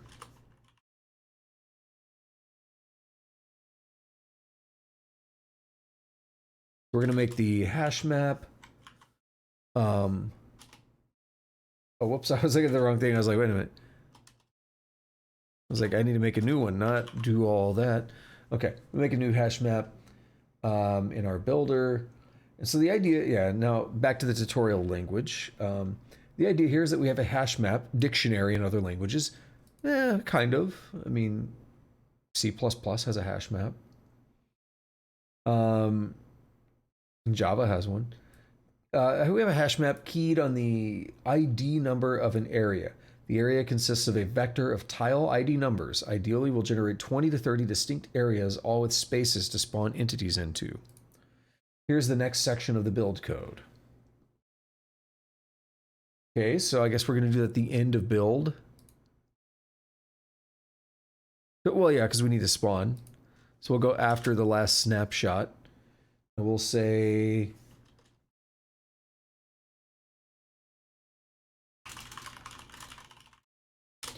So we're going to build a noise map for use in spawning entities later.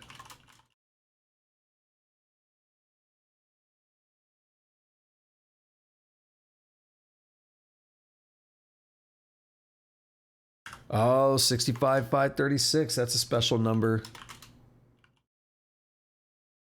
That's a 16-bit number right there. 65,535 is the number you often see, but that's because it goes from 0 to 65,535. So counting 0, there are a total of 65,536 possible values a 16-bit can hold.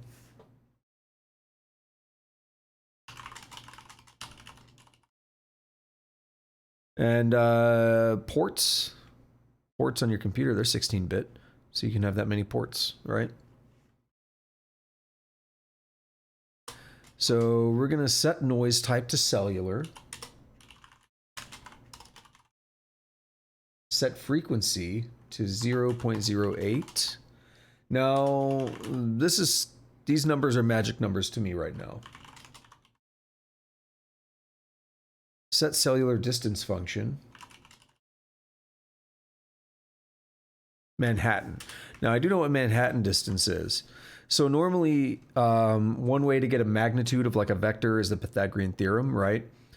That's like straight line distance, or like as the crow flies, you might hear it called. Manhattan distance is like taking both legs of the triangle. So instead of doing the Pythagorean theorem, you have to go over some amount and then up some amount, because it's like, imagine you're in a town that's just a big grid like Manhattan, right? You can't go through the buildings, you can't go over the buildings, so you have to go over 5 streets and then up 2 streets. So that's what Manhattan distance is. It's like navigating a grid, basically. So that's how we're setting our noise function, and it probably makes sense. I mean, we'll have to see. Again, these are magic numbers. I don't know what the frequency is doing here. I don't know this noise algorithm very well, really at all. So this is something that I'm assuming the frequency was chosen because he just tried random stuff until it worked nicely. Like, that's generally how a lot of stuff is in games. I've said it many times over. Sometimes you just have to throw values, fine tune them, and then something looks right, and you're like, that's the magic number. So we could try a different frequency just to play with it. I probably will, because we're right at the end here. So anyway, after we make our noise stuff, we're going to do for Y in 1. Actually, I'll say one more thing as well. What you typically do with a noise algorithm is you... not wait. I was like, what? What you typically do in a noise algorithm is you sample it. So you kind of set the algorithm up, and then you sample the algorithm, and you just say, give me this piece of information, give me that piece of information, give me this piece of information. That's my experience with it. I've done a little bit with Perlin noise, so we'll see if this one abides by the same rules. If self... Actually, no, wait, we gotta get the index.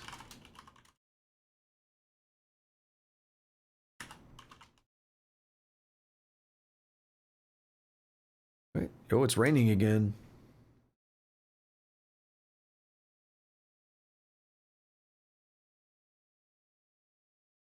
Tile type floor. So if it's a floor, that's the open space. That's what we want.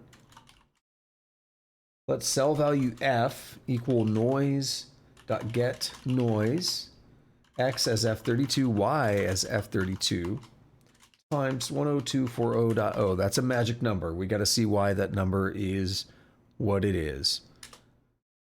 1024 is a special number, but there's an extra 0 there. 1024 is like 2 to the power of, I don't know, like 8 or something. Not 8. No, I'm stupid. 10, right? Because 8's 256, and then 512, and yeah. Don't ask why I said 8. I know what an 8-bit number is, I promise. 256. It's like if I know the 16-bit number, of course I know the 256 or the 8-bit. I don't know the 32-bit. It's like 4 billion something. 64 bits, like 18 quintillion. I don't know the actual precise numbers. Let cell value equals cell value f as I32.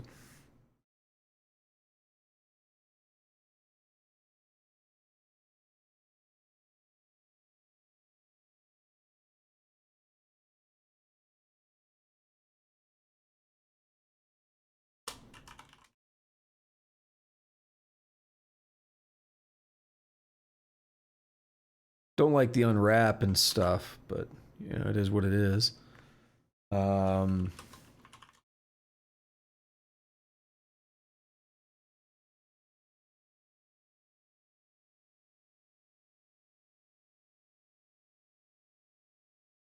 right, that's it. So let's yeah, I was about to say, I know Clippy's gonna get mad. Usage of contains key followed by insert. There's a really cool, better way of doing it. Try this. We could do this vacant thing. There's something I like even more.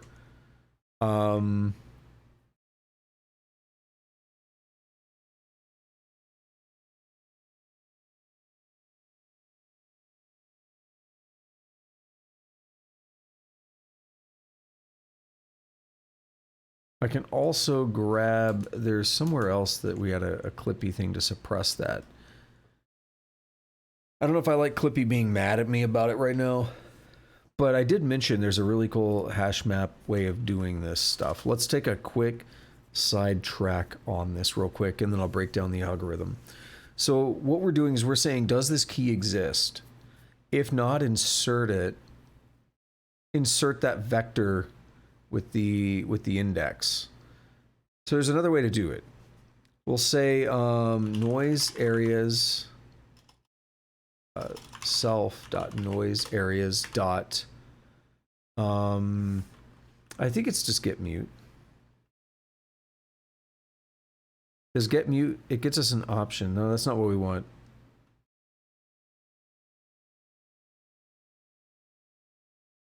Oh, it's entry, isn't it? Yeah. Gets the given keys corresponding entry in the map. And this is it. This is it right here. Dot entry dot and modify. Can I scroll over? Or insert. Dot entry and modify or insert. Oh, I didn't copy the dot. Okay. So dot entry, damn it. Sorry. So dot entry is going to be cell value and modify. I might need to rewrite it. Yeah, let me comment that and actually just rewrite it now. Self.noise areas. I need to write it incrementally. I think I don't actually need to reference here, but we'll see. Oh, I might do it. So dot and modify. We'll say V is the vac. V dot push IDX dot or insert, and it's going to be vac IDX. That should do it. Yeah, I didn't need to reference. Okay. There we are. So that should get us the same behavior. So it's basically, it's like the same amount of lines, but I like it more. Why are you mad? Is it related to this? Let's copy that out. Yeah, it says or insert followed by a function call. Yeah.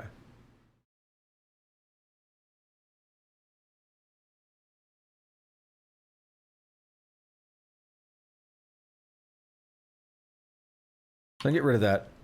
So this is a little bit of a wait, what? Oh, no, I know why. It's function call is the vec, isn't it? Or insert with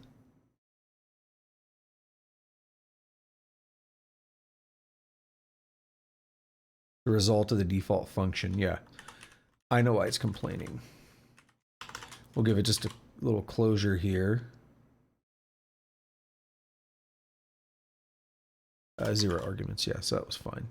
All right, so that's a little cheeky way to do it. I'll explain why Clippy was mad too, because that's actually very good to know. There are some of these like insert default things like you're seeing here. And what they do is if you're calling a function, which this is a macro, so this is calling a function under the hood. It's making a new vector. The thing is, by putting that in or insert, it has to compute that like every single time, even if you're not using it. Whoa, very loud thunder outside. Didn't realize we were having a storm tonight. It has to compute that every single time though. By making it this function, it only actually calls the function when it needs to. So we can use this and it actually just saves on a little bit of computation each time. Just a little bit of a clever thing we can do. And there's a reason Clippy was warning about it. So it's nice to have. It's nice to have Clippy helping you out sometimes like that. So what we've done here, this is a cool little API that Rust has for vectors and stuff. And I think there's something like this in other languages, but it's a way to to pack in a lot of things at once. So what we're doing is we have this noise areas hash map, and we say, get me this entry. So we can see the example here. They loop over the characters in a string, and they say dot entry with the character. And they're building out a frequency map, basically, to count how many times each letter appears in the string. So they're doing a cool little thing here. You can look at it and see how it works. But in our case, what we're doing is we're saying, get us the cell value. And then what we want to do with that cell value, which I'm calling V here because it's our vector. We can call it whatever we want, but it's our vector of view sizes, our map tiles and stuff. We push the index into that vector. But we can only do that if there actually was an entry, right? If there was no entry, we actually insert the entry with the new vector, which is equivalent to the original code that's in the tutorial, but a different way of doing the same thing. So if we put this here, we see Clippy does get mad again, as expected. But what we're doing here is we're saying if it contains the key, we get a mutable reference to that key, we unwrap, and then we push the index into that, or I say, yeah, get a mutable reference to the value of that key, and then we push into it. Otherwise, we insert the key. That's kind of the I don't know if I like saying it like this way, but it's kind of the primitive way of doing it. This little API up here is, like, to me, a really clean, a really interesting way of doing it. I really like the way it looks. I really like the way it feels to use that. So it has the same behavior, so we're going to use it. And Clippy won't be mad either. We don't have to suppress Clippy. So just little modifications here. So let's break down what's going on here, because it's interesting. So basically, we set the noise stuff here. It's a seeded fast noise with RNG, with the seed as being some random number between 1 and 65,536. We set the noise type to cellular. We give it a frequency, and we give it a cellular distance function of Manhattan, which I already talked about. Then we loop through the X and Y tiles in the map. We get the index. If it's floor, then we get a noise value. We do get noise of that X and Y, and I don't know why we multiply it. We're going to have to figure that out. So let's not think about that yet, because we haven't got there. It's going to be explained in the tutorial, I imagine. Right now it's like a magic number, but I'm sure there's a good reason for it. And then we convert that value that we got back into an I32. And then that value is what we're doing all the hash map stuff with. So if that value currently exists in the hash map, that noise value, then we push the index of the map into it. Otherwise, we insert it with that new index. So let's have the tutorial kind of break down what's going on and explain the missing components now, because I think that's going to really be helpful. All right, so here's the same piece of code. Since this is quite complicated, let's walk through it.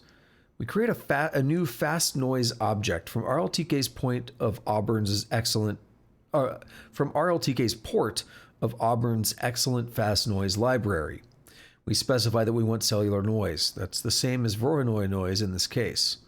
We specify a frequency of 0.08. This number was found by playing with different values, just like I said. We specify the Manhattan distance function. There are 3 to choose from, and they give differing shapes. Manhattan tends to favor elongated shapes, which I like for this purpose. Try all 3 and see what you like. We iterate the whole map. So we're going to get the index of the tile. We check to see if it's a floor and skip if it isn't. We query fast noise for a noise value for the coordinates, converting them to F32 floating point numbers because the library likes floats. And we multiply by 10 to 40 because the default is very small numbers, and this brings it up into a reasonable range. we convert the result to an integer. If the noise areas map contains the area number we just generated, we add the tile. If it doesn't contain it, we make a new vector of the tile indices with the map index number in it. So this generates between 20 and 30 areas quite consistently, and they only contain valid floor tiles. So the last remaining job is to actually spawn some entities. We update our spawn entities function. Okay, it's quite simple. Yeah, I guess let's take a look at it. I was like, did we not already do that? Oh no, we're doing the spawn entities one in here, right? I was like, that's why. Yeah, we're doing this spawn entities. Okay.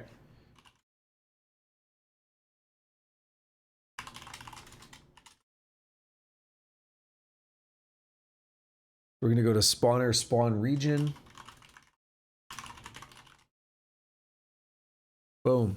Now it's gonna be mad about spawn region because I did not make it public.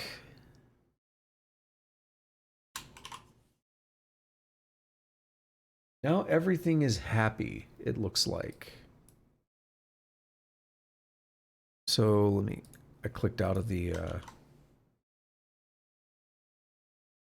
I clicked out of Visual Studio Code. Let's take a look here at the results. Oh, I thought we were gonna have two separate halves of the map. That would have been odd.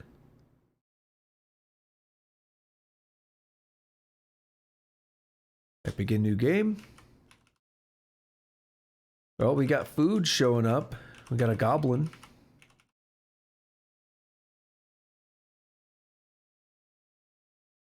I mean, I don't really have much to say. I mean, we have spawns working now.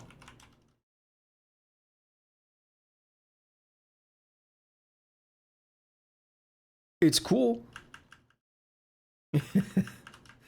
It's just like, yeah, this is what I expected. It's not like anything more or less, and I don't mean that in a bad way. To me, the most exciting part was the actual map generation. Getting the rest of the stuff working is obviously required.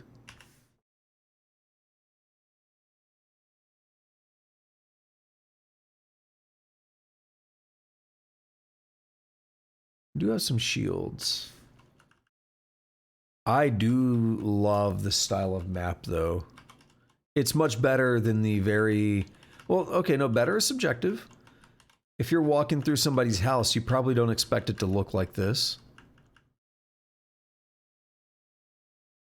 But...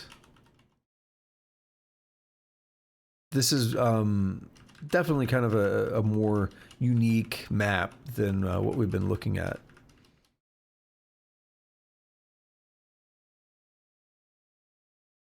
Saw them rations.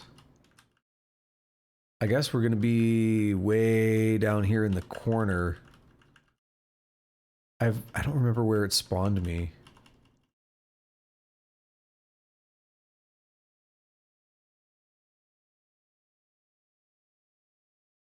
There we are.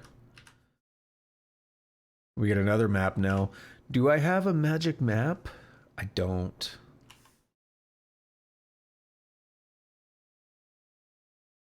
I would love to check out a magic map of one of these.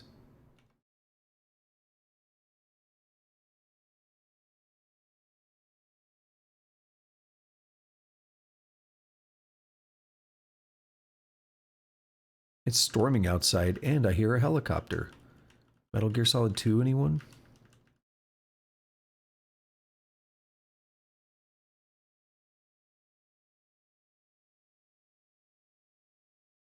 Magic mapping? No? Dang it.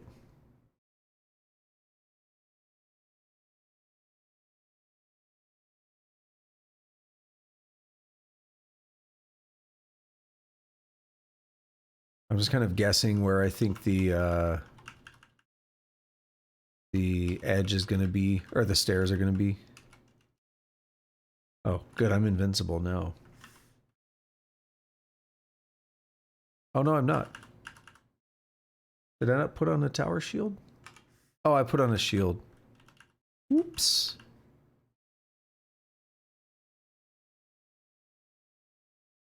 Still no magic mapping, huh?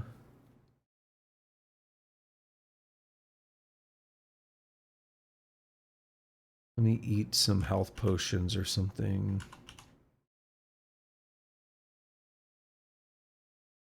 I'm really just trying to stay alive long enough to find one.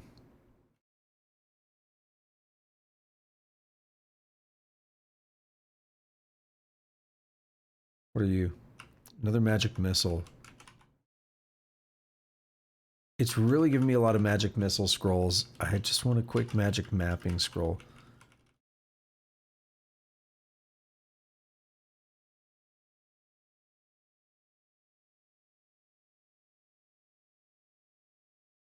Another shield.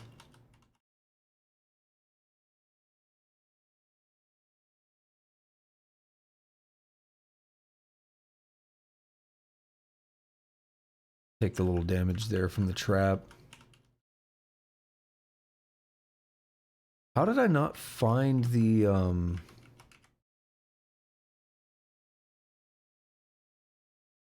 how did I not find the stairs? I'm gonna need a scroll at this rate. Or did I miss them somehow? I guess they must be, like, up here.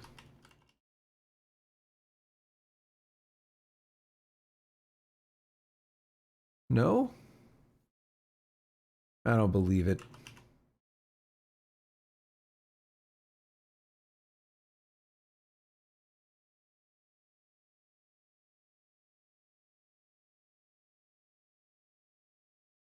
I think someone's lying to me.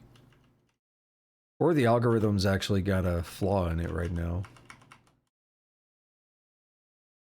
Actually, not necessarily. It could be in a weird internal area, because the pathfinding could be like, well, that does take...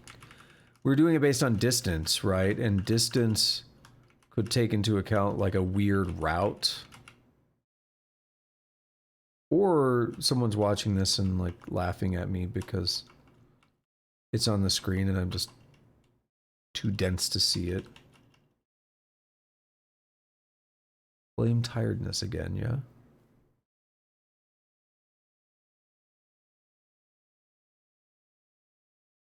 Alright. I'm gonna quit that. I really wanted to get a magic mapper. Take a look at it one time.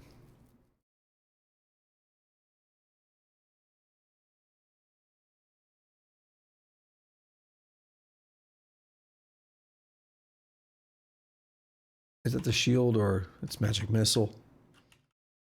I never remember which one is the shield. Which direction it faces.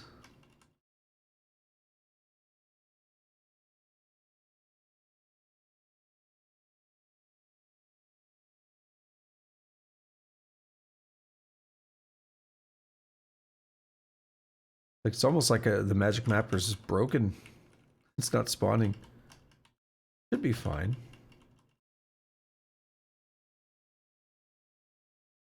There it is. Alright, let's take a look at it. Alrighty. Nice full view of the map here. See the stairs in the bottom right.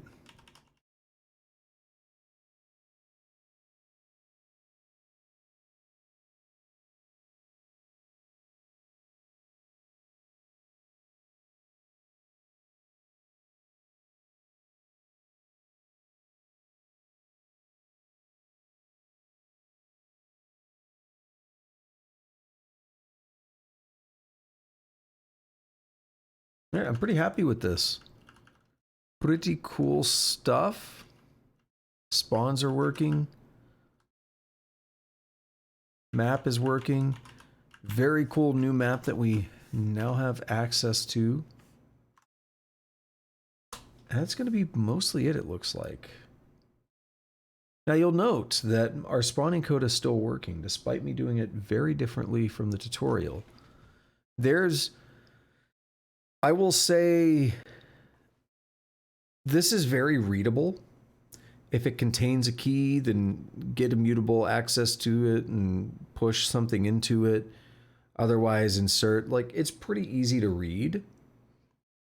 But I would also argue that our code here with the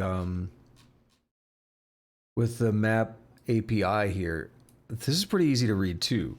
Get the entry and modify it, or insert something. It's literally like in the function names. Entry and modify or insert. So I really like this approach. It's in a way more readable, but it's not as obvious of an approach. And there's a reason that Clippy kind of warns you and complains when you do that check, because it's trying to say, hey, there are better ways to do it. If you showed somebody this, they could almost tell you what's happening. They might not know what like this closure syntax is that we're doing here. They might not know about like this push and all that, but it's not the hardest thing to like follow and kind of read. So I like that. So, okay, we've already walked through how all this works. We just ran it. Spawning is great. Spawn region. The game is now quite playable on these new maps. I would agree. I had a lot of fun with it. And yeah, I was about to say we're going to do that, and they mentioned it. We'll restore randomness. So I am a little bit too lazy to just keep doing these. So it's not like it's actual coding, really. So let's just paste over the old function. Cool. So we do our random number. We box up the cellular automata as one of our options. And we are good to go now. Thumbs upping the camera that I have off. So we made a pretty nice map generator and fixed our dependency upon rooms. Cellular automata are a really flexible algorithm and can be used for all kinds of organic looking maps. With a bit of tweaking to the rules, you can make a really large variety of maps. So it would be fun to mess around a little bit with the noise frequency, but that's only for the spawning. That's not for the map itself. So the problem I guess I have with that is it's a little harder to see. We can't see the entire spawn, like we can't see the entire map at once to see how everything spawned. Even with a magic mapper, it just shows us the layout of the map, not the actual things in the map. So we have a slight problem there in actually really experimenting with it. So I think I'm good just kind of accepting those right now as the magic numbers. If we really wanted, we'd probably want to add like another bit of a debug thing to like show things that are not in our view shed and let us see everything on the map at once. But I'm not going to go through that right now. So we also have the Drunkard's Walk maps, which is actually about the same length as what we did today. Almost exactly. So I'm definitely not going to be doing that now. As much as I enjoy that I'm back on this, as it's been 2 weeks since the last stream. This is a very long section here.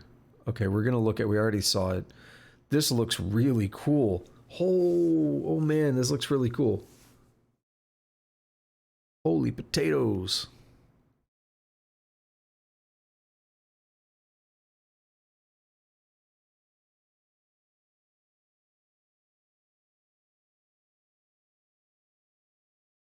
Look at that.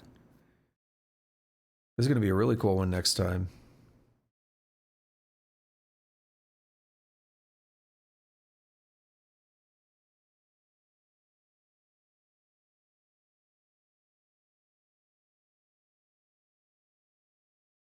Isn't it crazy what a couple hours of code gets you?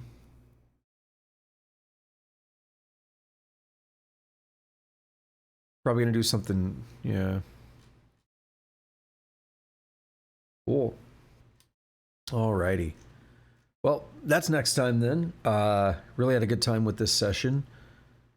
Really like where this has gone. And I look forward to checking out some more of these algorithms. Up after Drunkard's Walk, we have mazes and labyrinths, diffusion limited aggregation maps, symmetry and brushes to the library, whatever that's going to be. Voronoi hive maps, that's one that's going to be cool. Wave function collapse, prefabs and sectionals, room vaults. Even better, corridors coming up later. I'm really, really excited for this though. Decoupling map size from screen. So we can have larger stuff that we can actually walk around on. Much more like a large roguelike, which is where we're going to need a camera and all kinds of fun stuff. That's some number of sessions away, however. But yeah, I'm really excited about that. Probably almost more than any map generation algorithm, because I can't wait to be able to have like really large maps like you'd see in a Dwarf Fortress or something. I can't wait to be able to do some stuff like that. Okay, enough of me getting excited about something that's not going to be here for weeks. I'm going to go ahead and wrap up. So thank you to anyone who showed up. I really appreciate it. If you like this kind of stuff, please follow me here on Twitch. Do all the fun YouTube stuff as well if you're watching this in the future on YouTube. And yeah, I do read my comments. I've been a little rough on it these past couple weeks, but you know, I try to keep up. I do read them all eventually, I promise. So yeah, do all the fun stuff. I'm not going to go over everything today. I will say though, I stream every day, 2 on Saturday, 2 on Sunday. Unless I'm feeling really bad or something, you know, it's kind of got weird these last couple of weeks. It's not always like that. The coding streams though, if this is what you're here for, is Monday and Wednesday. The coding streams are on Monday and Wednesday. So yeah, that's about it. Till next time, have a good day, have a good night, whatever it is, wherever you're at. Take it easy.